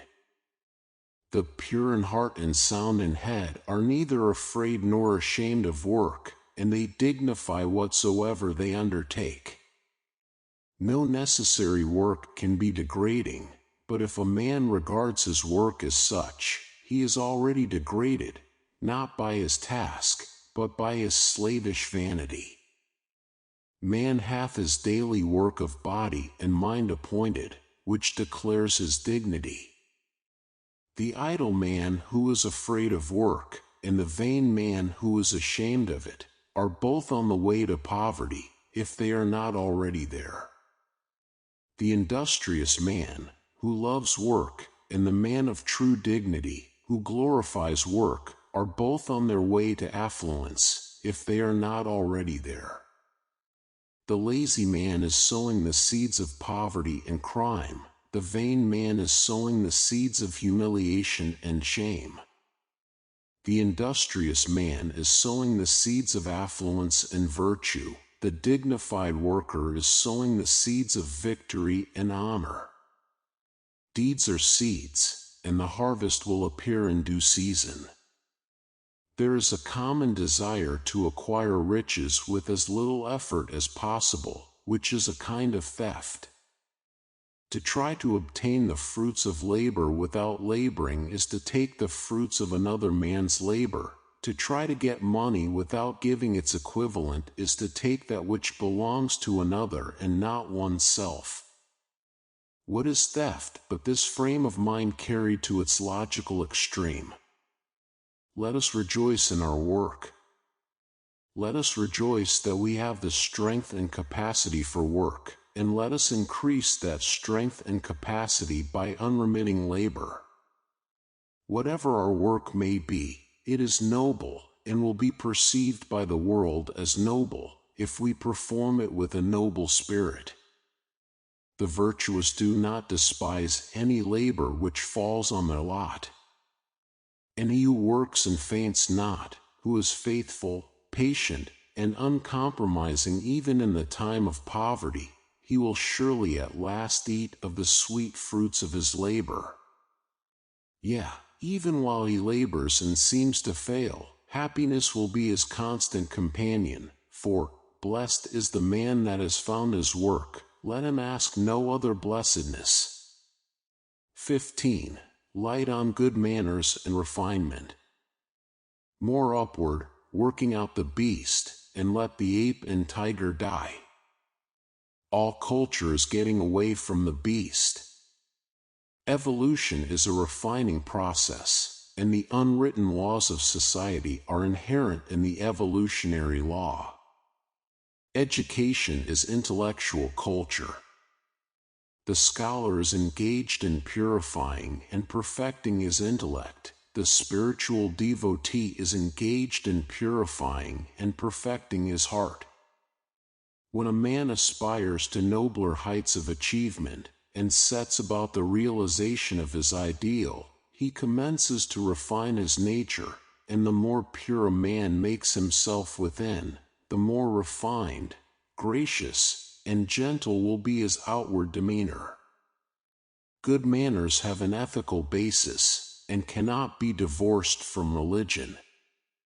To be ill-mannered is to be imperfect, for what are ill manners but the outward expression of inward defects? What a man does, that he is. If he acts rudely, he is a rude man. If he acts foolishly, he is a foolish man. If he acts gently, he is a gentleman. It is a mistake to suppose that a man can have a gentle and refined mind behind a rough and brutal exterior, though such a man may possess some strong animal virtues, as the outer is an expression of the inner. One of the steps in the Noble Eightfold Path to perfection as expounded by Buddha is, right conduct, or good behavior. It should be plain to all that the man who has not yet learned how to conduct himself toward others in a kindly, gracious, and unselfish spirit has not yet entered the pathway of the holy life. If a man refines his heart, he will refine his behavior. If he refines his behavior, it will help him to refine his heart. To be coarse, brutish, and snappish may be natural to the beast, but the man who aspires to be even an endurable member of society, not to mention the higher manhood, will at once purge away any such bestial traits that may possess him. All these things which aid in man's refinement, such as music, painting, poetry, manners, are servants and messengers of progress. Man degrades himself when he imitates the brute. Let us not mistake barbarism for simplicity or vulgarity for honesty. Unselfishness, kindliness, and consideration for others will always be manifested outwardly as gentleness, graciousness, and refinement. To effect these graces by simulating them may seem to succeed, but it does not. Affectation and hypocrisy are soon divulged. Every man's eye, sooner or later, pierces through their flimsiness, and ultimately none but the actors of them are deceived. As Emerson says, "What is done for effect is seen to be done for effect, and what is done for love is felt to be done for love." Children who are well-bred are taught always to consider the happiness of others before their own, to offer others the most comfortable seat, the choicest fruit, the best tidbit, and so on, and also to do everything, even the most trivial acts, in the right way. And these two things, unselfishness and right action, are at the basis, not only of good manners, but of all ethics, religion, and true living. They represent power and skill. The selfish man is weak and unskillful in his actions. Unselfishness is the right way of thinking. Good manners are the right way of acting, as Emerson, again, says. There is always a way of doing everything, if it be to boil an egg. Manners are the happy way of doing things right. It is a frequent error among men to imagine that the higher life is an ideal something quite above and apart from the common details of life, and that to neglect these or to perform them in a slovenly manner is an indication that the mind is preoccupied on higher things, whereas it is an indication that the mind is becoming inexact, dreamy, and weak, instead of exact, wide awake, and strong. No matter how apparently trivial the thing is which has to be done, there is a right way of doing it, and to do it in the right way saves friction, time, and trouble, conserves power, and develops grace, skill, and happiness. The artisan has a variety of tools with which to ply his particular craft, and he is taught, and also finds by experience, that each tool must be applied to its special use, and never under any circumstances must one tool be made to do service for another. By using every tool in its proper place and in the right way, the maximum of dexterity and power is attained. Should a boy learning a trade refuse instruction, and persist in using the tools in his own way, making one tool do service for another, he would never become anything better than a clumsy bungler, and would be a failure in his trade. It is the same throughout the whole life. If a man opens himself to receive instruction, and studies how to do everything rightly and lawfully, he becomes strong, skillful, and wise, master of himself, his thoughts and actions. But if he persists in following his momentary impulses, in doing everything as he feels prompted, not exercising thoughtfulness, and rejecting instruction, such a man will attain to nothing better than a slovenly and bungling life. Confucius paid the strictest attention to dress, eating, deportment, passing speech, to all the so-called trivialities of life, as well as to the momentous affairs of state and the lofty moral principles which he expounded. He taught his disciples that it is the sign of a vulgar and foolish mind to regard anything as trivial that is necessary to be done, that the wise man pays attention to all his duties, and does everything wisely, thoughtfully, and rightly. It is not an arbitrary edict of society that the man who persists in eating with his knife be rejected, for a knife is given to cut with, and a fork to eat with, and to put things to wrong and slovenly uses, even in the passing details of life, does not make for progress, but is retrogressive and makes for confusion. It is not a despotic condition in the law of things that so long as a man persists in thinking and acting unkindly toward others he shall be shut out from heaven. He shall remain in the outer pain and unrest, for selfishness is disruption and disorder. The universe is sustained by exactness, it rests on order, it demands right doing, and the searcher of wisdom will watch all his ways.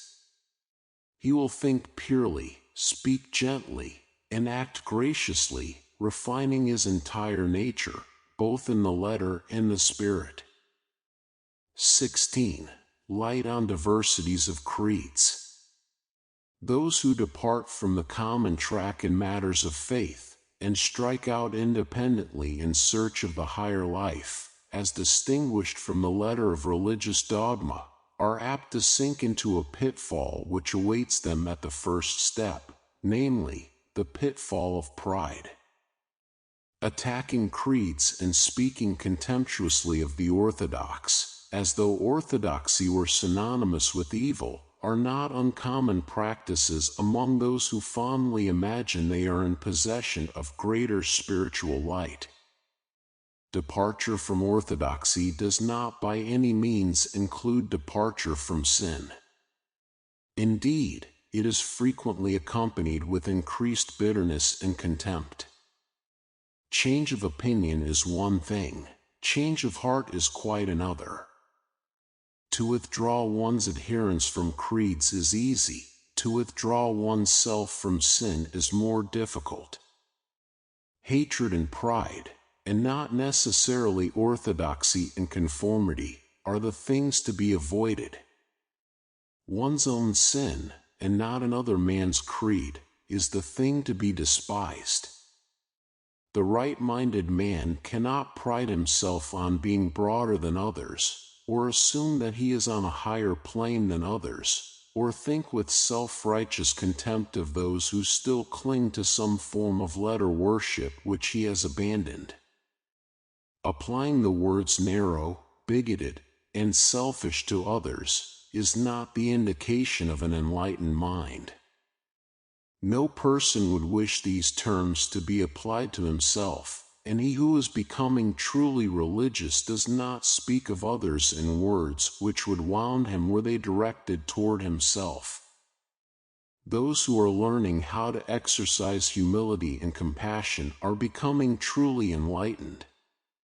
Thinking lowly of themselves and kindly of others, condemning their own sins with merciless logic, and thinking with tender pity of the sins of others, they develop that insight into the nature and law of things which enables them to see the truth that is in others, and in the religions of others. They do not condemn their neighbor because he holds a different faith, or because he adheres to a formal creed. Creeds must be, and he who performs faithfully his duty in his own particular creed, not interfering with or condemning his neighbor in the performance of his duty, is bringing the world nearer to perfection and peace. Amid all the diversities of creeds there is a unifying power of undying and unalterable love, and he or she who has love has entered into sympathetic union with all. He who has acquired the true spirit of religion, who has attained to pure insight and deep charity of heart, will avoid all strife and condemnation. He will not fall into the delusion of praising his own sect, should he belong to one, and try to prove that it alone is right, or disparage other sects and try to prove that they are false. As the true man does not speak in praise of himself or his own work, so the man of humility, charity, and wisdom does not speak of his own sect as being superior to all others. He does not seek to elevate his own particular religion by picking holes in forms of faith which are held sacred by others. Nothing more explicit and magnanimous has ever been uttered, in reference to this particular phrase of the practice of charity, than is found in the 12th Edict of Asoka, the great Indian ruler and saint who lived some 2 or 3 centuries previous to the Christian era, and whose life, dedicated to the spread of truth, testified to the beauty of his words. The edict runs thus: there should be no praising of one's own sect and decrying of other sects, but, on the contrary, a rendering of honor to other sects for whatever cause honor may be due. By so doing, both one's own sect may be helped forward, and other sects will be benefited. By acting otherwise, one's own sect will be destroyed in injuring others. Whosoever exalts his own sect by decrying others does so doubtless out of love for his own sect, thinking to spread abroad the fame thereof. But, on the contrary, he inflicts the more an injury upon his own section. These are wise and holy words. The breath of charity is in them, and they may be well pondered upon by those who are anxious to overthrow, not the religions of other men, but their own shortcomings. It is a dark and deep-seated delusion that causes a man to think he can best advance the cause of his religion by exposing what he regards as the evils of other religions. The most part of it is that while such a one rejoices in the thought that by continually belittling other sects he will perhaps at last wipe them out, and win all men to his side, he is all the time engaged in the sad work of bringing into disrepute, and thereby destroying, his own sect. Just as every time a man slanders another, he inflicts lasting injury upon his own character and prospects, so every time one speaks evil of another sect, he soils and demeans his own. And the man who is prone to attack and condemn other religions is the one who suffers most when his own religion is attacked and condemned. If a man does not like that his own religion should be denounced as evil and false, he should carefully guard himself that he does not condemn other religions as such. If it pleases him when his own cause is well spoken of and helped, he should speak well of and help other causes which, while differing from his own in method, have the same good view and end. In this way he will escape the errors and miseries of sectarian strife, and will perfect himself in divine charity. The heart that has embraced gentleness and charity avoids all those blind passions which keep the fires of party strife, violence, persecution, and bitterness burning from age to age. It dwells in thoughts of pity and tenderness, scorning nothing, despising nothing, and not stirring up animosity. For he who acquires gentleness gains that clear insight into the great law which cannot be obtained in any other way. He sees that there is good in all sects and religions, and he makes that good his own. Let the truth-seeker avoid divisions and offending distinctions, and let him strive after charity, for charity does not slander, backbite, or condemn. It does not think of trampling down on others, and elevating its own. Truth cannot contradict itself. The nature of truth is exactness, reality, undeviating certitude. Why, then, the ceaseless conflict between the religions and creeds? Is it not because of error? Contradiction and conflict belong to the domain of error, for error, being confusion, is in the nature of self-contradiction. If the Christian says, "My religion is true and Buddhism is false," and if the Buddhist says, "Christianity is false and Buddhism is true," we are confronted with an irreconcilable contradiction, for these two religions cannot be both true and false. Such a contradiction cannot come from truth, and must therefore spring from error. But if both these religious partisans should now say or think, "Yes, truly the contradiction springs from error, but the error is in the other man and his religion, and not me and mine," this does but intensify the contradiction. From where, then, springs the error, and where is truth? Does not the very attitude of mind which these men adopt toward each other constitute the error? And were they to reverse that attitude, exchanging antagonism for goodwill, would they not perceive the truth which does not stand in conflict with itself? The man who says, "My religion is true, and my neighbor's is false," has not yet discovered the truth in his own religion, for when a man has done that, he will see the truth in all religions. As behind all the universal phenomena there is but one truth, so behind all the religions and creeds there is but one religion. For every religion contains the same ethical teaching, and all the great teachers taught exactly the same thing. The precepts of the Sermon on the Mount are to be found in all religions.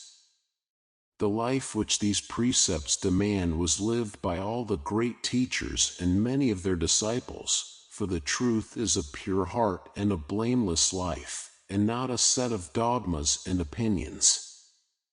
All religions teach purity of heart, holiness of life, compassion, love, and goodwill. They teach the doing of good deeds and the giving up of selfishness and sin. These things are not dogmas, theologies, and opinions. They are things to be done, to be practiced, to be lived. Men do not differ about these things, for they are the acknowledged verities of every section. What, then, do they differ about? About their opinions, their speculations, their theologies. Men differ about that which is unreal, not that which is real. They fight over error, and not over truth. The very essential of all religion, and religions, is that before a man can know anything of truth, he must cease from fighting his fellow man, and shall learn to regard him with goodwill and love. How can a man do this while he is convinced that his neighbor's religion is false, and that it is his duty to do all that he can to undermine and overthrow it? This is not doing unto others as we would that they should do to us. That which is true and real everywhere and always. There is no distinction between the pious Christian and the pious Buddhist. Purity of heart, piety of life, holy aspirations, and the love of truth are the same in the Buddhist as the Christian.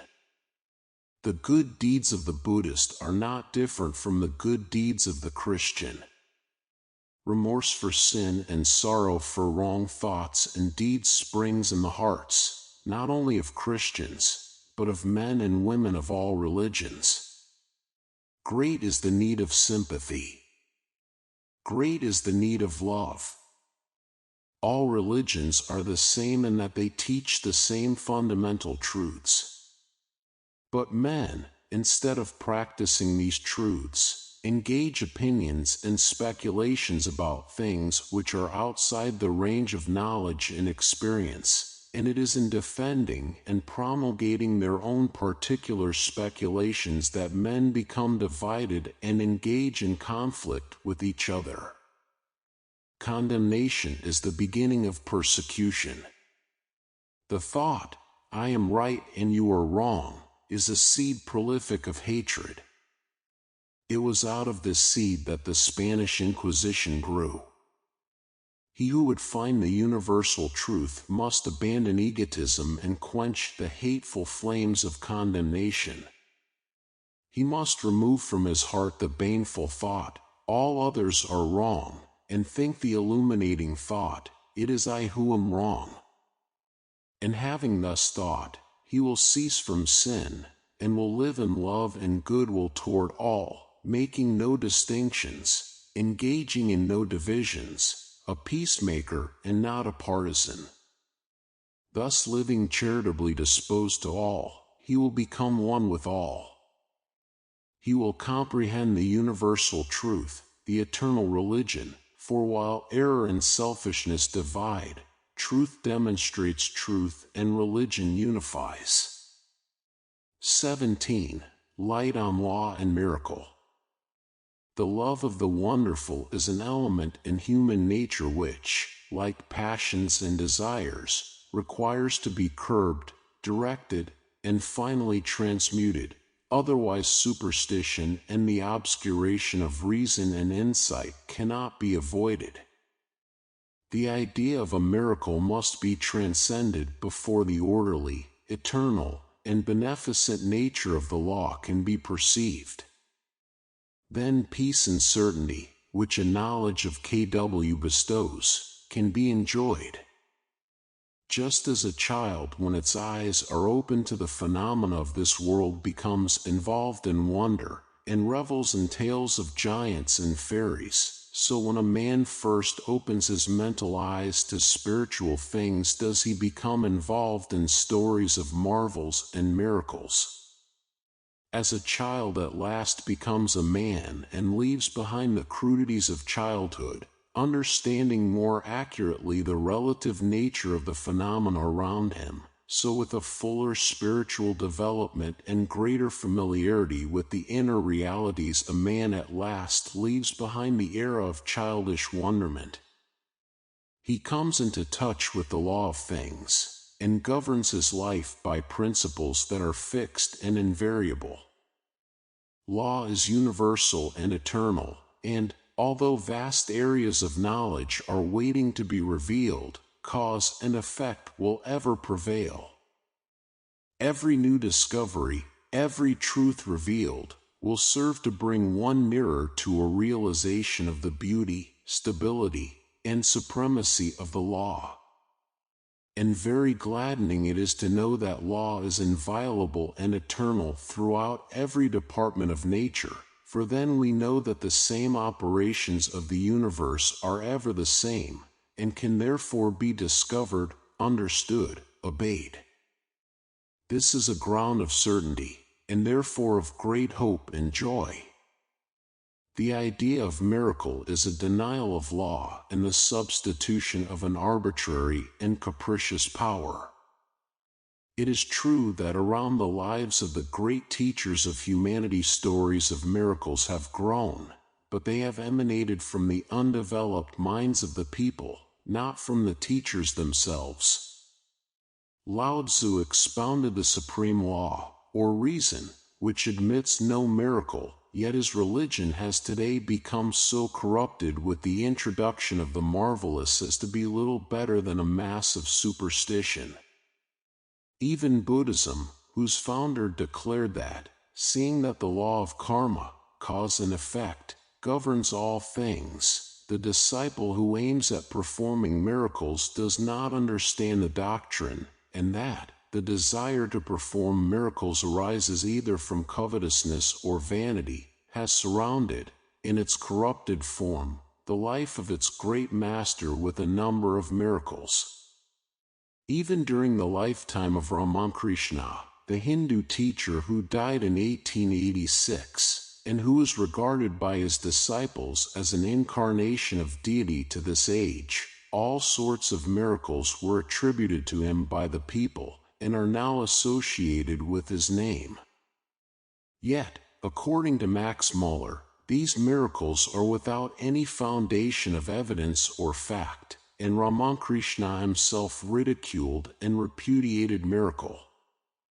As men become more enlightened, miracles and wonder-working will be expunged from religion, and the orderly beauty of law and the ethical grandeur of obedience to the law will become revealed and known. No man who desires to perform miracles or astral or psychological wonders, who is curious to see invisible or supernatural beings, or who is ambitious to become a master or an adept, can attain a clear perception of truth and the living of the highest life. Childish wonderment about things must be supplanted by knowledge of things, and vanity is a complete barrier to the entrance of the true path, which demands of the disciple lowliness of heart, humility. He is on the true path who is cultivating kindness, forbearance, and a loving heart. The marks of a true master are not miracles and wonder-working, but infinite patience, boundless compassion, spotless purity, and a heart at peace with all. 18. Light on war and peace. War springs from inward strife. War in heaven precedes war on earth. When the inward spiritual harmony is destroyed by division and conflict, it will manifest itself outwardly in the form of war. Without this inward conflict, war could not be, nor can war cease until the inward harmony is restored. War consists of aggression and resistance, and after the fight has commenced, both combatants are like aggressors and resistors. Thus the effort to put an end to war by aggressive means produces war. I have set myself stubbornly against the war spirit, said a man a short time ago. He did not know that he was, by that attitude of mind, practicing and fostering the war spirit. To fight against war is to produce war. It is impossible to fight for peace, because all fighting is the annihilation of peace. To think of putting an end to war by denouncing and fighting it is the same as to try to quench fire by throwing straw upon it. He, therefore, who is truly a person of peace, does not resist war, but practices peace. He, therefore, who takes sides and practices attack and defense is responsible for war, for he is always at war in his mind. He cannot know the nature of peace, for he has not arrived at peace in his own heart. The true man of peace is he who has put away from his mind the spirit of quarreling and party strife, who neither attacks others nor defends himself, and whose heart is at peace with all. Such a man has already laid in his heart the foundations of the empire of peace. He is a peacemaker, for he is at peace with the whole world and practices the spirit of peace under all circumstances. Very beautiful is the spirit of peace, and it says, "Come and rest." Bickerings, quarreling, party divisions, these must be forever abandoned by him who would establish peace.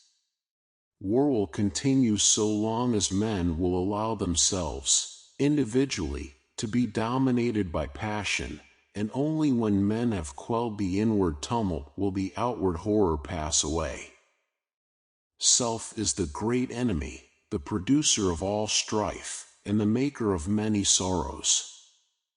He, therefore, who will bring about peace on earth, let him overcome egotism, let him subdue his passions, let him conquer himself. 19. Light on the Brotherhood of Man. There is no lack of writing and preaching about universal brotherhood, and it has been adopted as a leading article of faith by many newly formed societies. But what is so urgently needed to begin with is not universal brotherhood, but particular brotherhood. That is, the adoption of a magnanimous, charitable, and kindly spirit toward those with whom we come in immediate contact, toward those who contradict, oppose, and attack us, as well as toward those who love and agree with us. I make a very simple statement of truth when I say that until such particular brotherhood is practiced, universal brotherhood will remain a meaningless term. For universal brotherhood is an end, a goal, and the way to it is by particular brotherhood. The one is sublime and far-reaching consummation, the other is the means by which that consummation must be realized. I remember on one occasion reading a paper devoted largely to the teachings of universal brotherhood, and the leading article, a long and learned one, was an exposition of this subject. But on turning over a few more pages, I found another piece by the same writer in which he accused of misrepresentation, lying, and selfishness, not as enemies, but the brethren of his own society, who bear, at least as far as such sins are concerned, stainless reputations. A scriptural writer asked the question, if a man does not love his brother whom he has seen, how can he love God whom he has not seen? In the same manner, if a man does not love the brother whom he knows, how can he love people of all creeds and all nations whom he does not know? To write articles on universal brotherhood is one thing, to live in peace with one's relations and neighbors and to return good for evil is quite another. To endeavor to propagate universal brotherhood while fostering in our hearts some sparks of envy, spite, and resentment, malice, or hatred, is to be self-deluded, for thus shall we be all the time hindering and denying, by our actions, that which we eulogize by our words. So subtle is such self-delusion, that, until the very heights of love and wisdom are reached, we are all liable at any moment to fall into it. It is not because our fellow men do not hold our views, or follow our religion, or see as we see that universal brotherhood remains unrealized, but because of the prevalence of ill will. If we hate, avoid, and condemn others because they differ from us, all that we may say or do in the cause of universal brotherhood will be another snare to our feet, a mockery to our aspirations, and a farce to the world at large.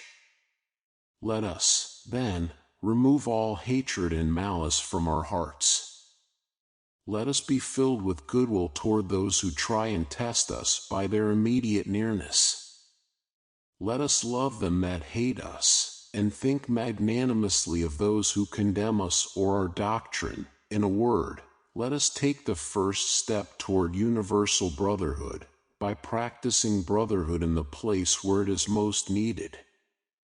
And as we succeed in being brotherly in these important particulars, universal brotherhood will be found to be not far distant. 20. Light on life's sorrows. There is great sorrow in the world. This is one of the supreme facts of life. Grief and affliction visit every heart, and many that are today reveling in hilarious joy or sinful riot, will tomorrow be smitten low with sorrow. Suddenly, and with swift and silent certainty, comes its poignant arrow, entering the human heart, slaying its joy, laying low its hopes, and shattering all its earthly plans and prospects. Then the humbled, smitten soul reflects, and enters deeply and sympathetically into the hidden meanings of human life. In the dark times of sorrow, men and women approach very near to truth. When in one brief hour the built-up hopes of many years of toil fall like a toy palace, and all earthly pleasures burst and vanish like petty bubbles in the grasp, then the crushed spirit, bewildered, tempest-tossed, and without a refuge, gropes in dumb anguish for the eternal, and seeks its abiding peace. Blessed are they that mourn, said the teacher of the West, and the teacher of the East declared that, where there is great suffering there is great bliss. Both of these sayings express the truth that sorrow is a teacher and purifier. Sorrow is not the end of life, though it is, in its consummation, the end of the worldly life. It leads the bewildered spirit into rest and safety, for the end of sorrow is joy and peace. Strong searcher for truth. Strenuous fighter against self and passion.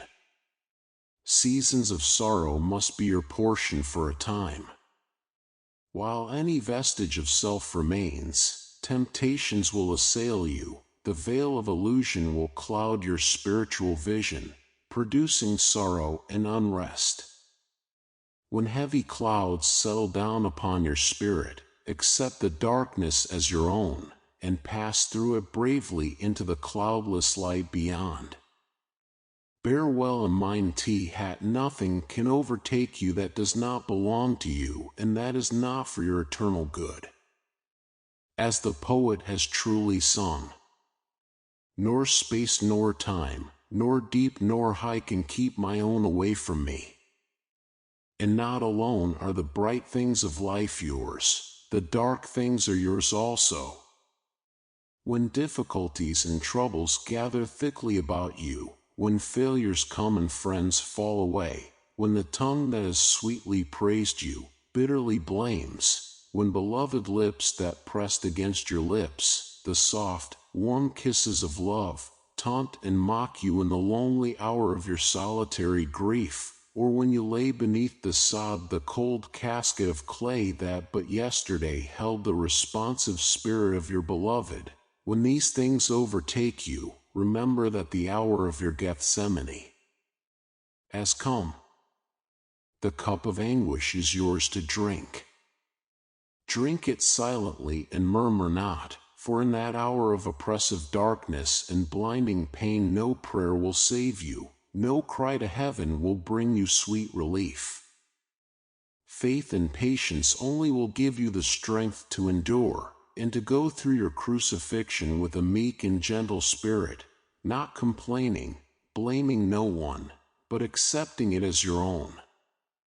When one has reached the lowest point of sorrow, when, weak and exhausted, and overcome with a sense of powerlessness, he cries to God for help, and there comes no answering comfort and no relief, then, discovering the painfulness of sorrow and the insufficiency of prayer alone, he is ready to enter the path of self-renunciation, ready to purify his heart, ready to practice self-control, ready to become a spiritual athlete, and to develop that divine and invincible strength which is born of self-mastery.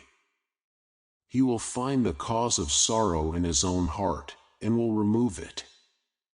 He will learn to stand alone, not craving sympathy from any, but giving it to all. Not thoughtlessly sinning and remorsefully repenting, but studying how not to commit sin. Humbled by innumerable defeats, and chastened by many sufferings, he will learn how to act blamelessly toward others, how to be gentle and strong, kind and steadfast, compassionate and wise. Thus he will gradually rise above sorrow, and at last truth will dawn upon his mind, and he will understand the meaning of abiding peace. His mental eye will be open to perceive the cosmic order. He will be blessed with the vision of the law, and will receive the beatific bliss. When the true order of things is perceived, sorrow is transcended. When the contracted personal self, which hugs its own fleeting pleasures and broods over its own petty disappointments and dissatisfactions, is broken up and cast away, then the larger life of truth enters the mind, bringing bliss and peace, and the universal will takes the place of self. The individual becomes one with humanity. He forgets self in his love for all. His sorrow is swallowed up in the bliss of truth. Thus when you have, by experience, entered completely into the sorrow that is never lifted from the heart of humankind, when you have reaped and eaten all the bitter fruits of your own wrong thoughts and deeds, then divine compassion for all suffering beings will be born in your heart, healing all your wounds and drying all your tears. You will rise again into a new and heavenly life, where the sting of sorrow cannot enter, for there is no self there. After the crucifixion comes the transfiguration. The sorrowless state is reached through sorrow, and the wise do not grieve. Ever remember this: in the midst of sin and sorrow there abides the world of truth. Redemption is at hand. The troubled may find peace, the impure may find purity. Healing awaits the broken-hearted. The weak will be adorned with strength, and the downtrodden will be lifted up and glorified. 21. Light on life's changes. The tendency of things to advance from a lower to a higher level, and from high to higher still, is universal. The worlds exist in order that beings may experience, and by experiencing, acquire knowledge and increase in wisdom. Evolution is only another name for progress. It signifies perpetual change, but a purposeful change, a change accompanied by growth. Evolution does not mean the creation of a new being from a being of a different order. It means the modification of beings by experience and change, and such modification is progress. The fact of change is ever before us. Nothing can escape it. Plants, animals, and human beings germinate, reach maturity, and pass into decay. Even the lordly suns and their attendant worlds rolling through illimitable spaces, although their life is reckoned in millions of years, at last decay and perish after having passed through innumerable changes. We cannot say of any being or object, "This will remain forever as it is," for even while we are saying it, the being or object would be undergoing change. Sadness and suffering accompany this change, and beings mourn for that which has departed, for the things which are lost and gone. Yet in reality change is good, for it is the open door to all achievement, advancement, and perfection. Mind, as well as matter, is subject to the same change. Every experience, every thought, every deed, changes a person. There is little resemblance between the elderly and their period of childhood and youth. An eternally fixed, unchangeable being is not known. Such a being may be assumed, but it is a postulate only. It is not within the range of human observation and knowledge. A being not subject to change would be a being outside progress. There is a teaching which declares that man has a spiritual soul that is eternally pure, eternally unchanged, eternally perfect, and that sinning, suffering, changing man as we see him is an illusion, that, indeed, the spiritual soul is the man, and the other is unreality. There is another teaching that affirms that man is eternally imperfect, that stainless purity can never be reached, and that perfection is an impossibility, an illusion. It will be found that these two extremes have no relation to human experience.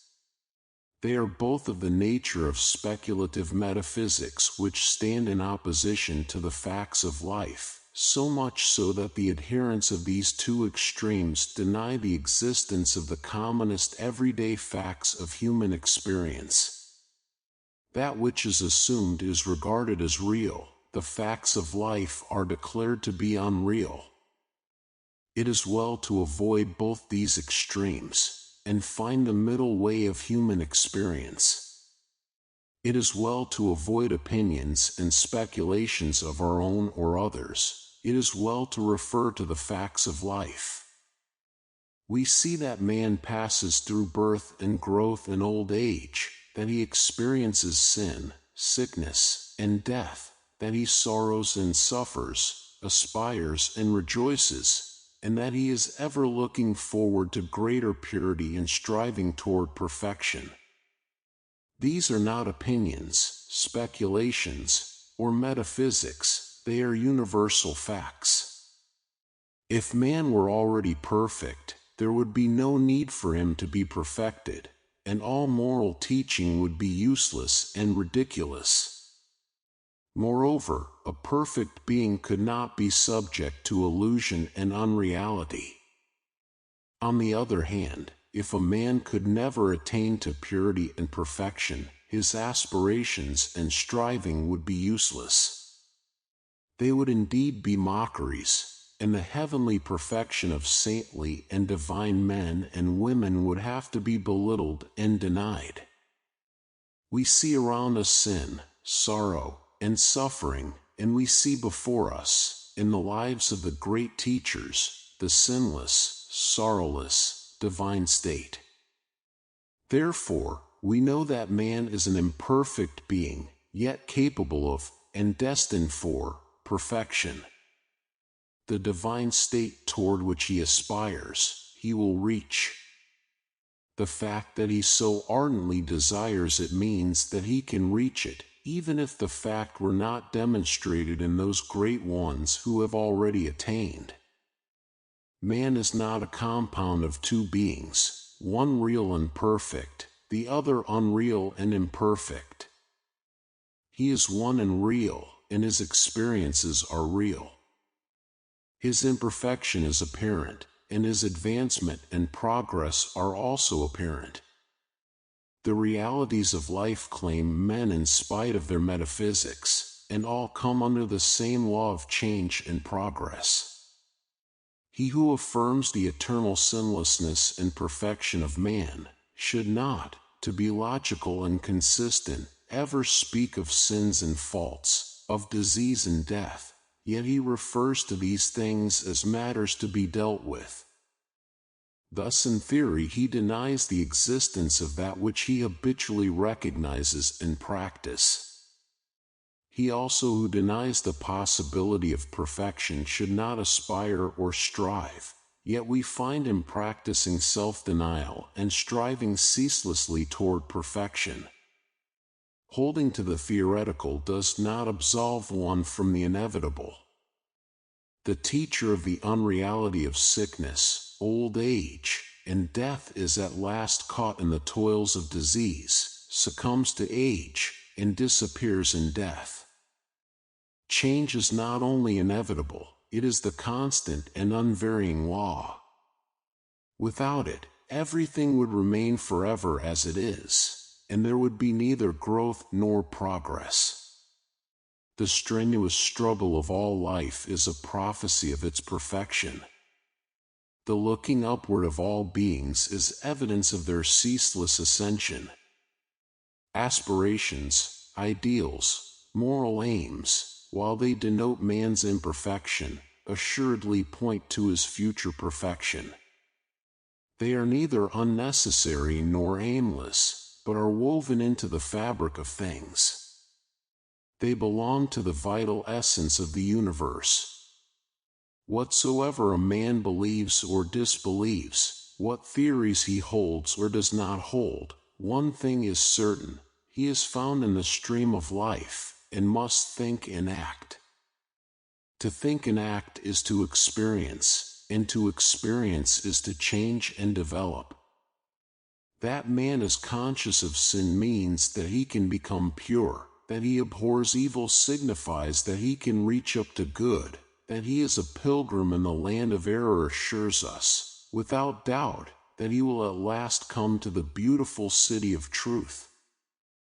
22. Light on the truth of transitoriness. It is well sometimes to meditate deeply and seriously on the truth of transitoriness. By meditation we will come to perceive how all compounded things must pass away, how even while they remain they are already in the process of passing away. Such meditation will soften the heart, deepen the understanding, and render one more fully conscious of the sacred nature of life. What is there that does not pass away, among all the things of which a man says, "This will be mine tomorrow"? Even the mind is continually changing. Old characteristics die and pass away, and new ones are formed. In the midst of life all things are dying. Nothing endures, nothing can be retained. Things appear and then disappear, they become, and then they pass away. The ancient sages declared the visible universe to be Maya, illusion, meaning thereby that impermanency is the antithesis of reality. Change and decay are in the very nature of visible things, and they are unreal, illusory, in the sense that they pass away forever. He who would ascend into the realm of reality, who would penetrate into the world of truth, must first perceive, with no uncertain vision, the transitory nature of the things of life. He must cease to delude himself into believing that he can retain his hold on his possessions, his body, his pleasures and objects of pleasure. For as the flower fades and as the leaves of the tree fall and wither, so must these things, in their season, pass away forever. The perception of the truth of transitoriness is one of the few great steps in wisdom, for when it is fully grasped, and its lesson has sunk deeply into the heart, the clinging to perishable things, which is the cause of all sorrow, will be yielded up, and the search for the truth which abides will be accelerated. Anguish is rife because men and women set their hearts on the acquisition of things that perish, because they lust for the possession of those things which even when obtained cannot be retained. There is no sorrow that would not vanish if the clinging to transient things were given up. There is no grief that would not be dispersed if the desire to have and to hold things which in their very nature cannot endure were taken out of the heart. Tens of thousands of grief-stricken hearts are today bewailing the loss of some loved object which they called theirs in days that are past, are weeping over that which is gone forever and cannot be restored. Men are slow to learn the lessons of experience and to acquire wisdom, and unnumbered griefs and pains and sorrows have failed to impress them with the truth of transitoriness. He who clings to that which is impermanent cannot escape sorrow, and the intensity of his sorrow will be measured by the strength of his clinging. He who sets his heart on perishable things embraces the companionship of grief and lamentation. Men and women cannot find wisdom because they will not renounce the clinging to things. They believe that clinging to perishable objects is the source of happiness, and not the cause of sorrow. They cannot escape unrest and enter into the life of peace because desire is difficult to quench, and the immediate and transitory pleasure which gratified desire affords is mistaken for abiding joy. It is because the true order of things is not understood that grief is universal. It is ignorance of the fleeting nature of things that lies at the root of sorrow. The sting of anguish will be taken out of life when the lust to hold and to preserve the things of decay is taken out of the heart. Sorrow is ended for him who sees things as they are, who, realizing the nature of transiency, detaches his heart and mind from the things that perish. There is a right use for perishable things, and when they are rightly used, and not doted upon for themselves alone, their loss will cause no sorrow.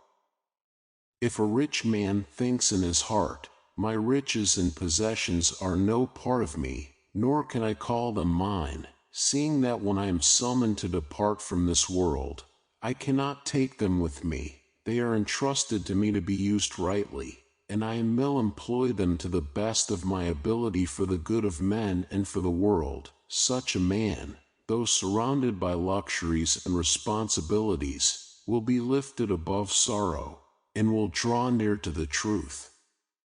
On the other hand, if the poor man does not covet riches and possessions, his condition will cause him no anxiety and unrest. He who by a right understanding of life rids his heart of all selfish grasping and clinging, who uses things wisely and in their proper place, and who, with chastened heart and mind clarified of all thirsty desires, remains serene and self-contained in the midst of all changes, such a man will find truth. He will stand face to face with reality.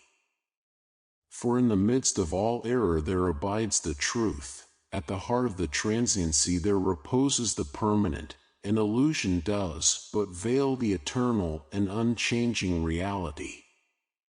The nature of that reality it is not my purpose to deal with here. Let it suffice that I indicate that it is only found by abandoning, in the heart, all that is not of love and compassion, wisdom and purity. In these things there is no element of transitoriness, no sorrow, and no unrest.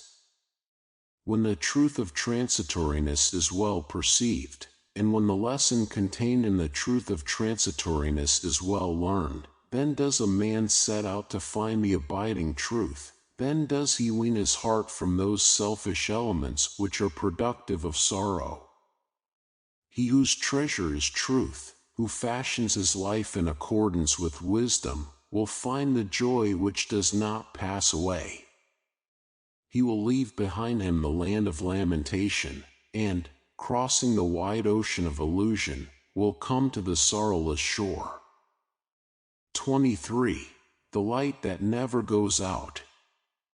Amid the multitude of conflicting opinions and theories, and caught in the struggle of existence, whither shall the confused truth-seeker turn to find the path that leads to peace unending? To what refuge shall he fly from the uncertainties and sorrows of change? Will he find peace in pleasure? Pleasure has its place, and in its place it is good, but as an end, as a refuge, it affords no shelter. He who seeks it as such does but increase the anguish of life, for what is more fleeting than pleasure, and what is more empty than the heart that seeks satisfaction in so ephemeral a thing? There is, therefore, no abiding refuge in pleasure. Will he find peace in wealth and worldly success? Wealth and worldly success have their place, but they are fickle and uncertain possessions, and he who seeks them for themselves alone will be burdened with many anxieties and cares. When the storms of adversity sweep over his glittering yet frail habitation, he will find himself helpless and exposed. But even should he maintain such possessions throughout life, what satisfaction will they afford him in the hour of death? There is no abiding refuge in wealth and worldly success. Will he find peace in health? Health has its place, and it should not be thrown away or despised, but it belongs to the body which is destined for dissolution, and is therefore perishable. Even should health be maintained for 100 years, the time will come when the physical energies will decline and debility and decay will overtake them. There is no abiding refuge in health. Will he find refuge in those whom he dearly loves? Those whom he loves have their place in his life. They afford him means of practicing unselfishness, and thereby arriving at truth. He should cherish them with loving care, and consider their needs before his own. But the time will come when they will be separated from him, and he will be left alone. There is no abiding refuge in loved ones. Will he find peace in this scripture or that? Scripture fills an important place. As a guide it is good, but it cannot be a refuge, for one may know the scripture by heart, and yet be in sore conflict and unrest. The theories of men are subject to successive changes, and no limit can be set to the variety of textual interpretations. There is no abiding refuge in Scripture. Will he find rest in this teacher or that? The teacher has his place, and as an instructor he renders good service. But teachers are numerous, and their differences are many. Though one may regard his particular teacher as in possession of the truth, that teacher will one day be taken from him. There is no abiding refuge in a teacher. Will he find peace in solitude? Solitude is good and necessary in its place, but he who courts it as a lasting refuge will be like one perishing of thirst in a waterless desert. He will escape men and the turmoil of the city, but he will not escape himself and the unrest of the heart. There is no abiding rest in solitude. If, then, the seeker can find no refuge in pleasure, in success, in health, in family, in friends, in Scripture, in the teacher, or in solitude, whither shall he turn to find that sanctuary which shall afford abiding peace? Let him take refuge in righteousness. Let him fly to the sanctuary of a purified heart. Let him enter the pathway of a blameless, stainless life, and walk it meekly and patiently until it brings him to the eternal temple of truth in his own heart. He who has taken refuge in truth, even in the habitation of a wise understanding and a loving and steadfast heart, is the same whether in pleasure or pain, wealth or poverty, success or failure, health or sickness, with friends or without, in solitude or noisy haunts, and he is independent of Bibles and teachers, for the Spirit of truth instructs him. He perceives without fear or sorrow the change and decay which are in all things. He has found peace, he has entered the abiding sanctuary, he knows the light that will never go out. Copyright 2022 by Free Books Tube. Thank you for listening. Please consider to subscribe, like, and share to help the channel growth. New videos on a daily basis.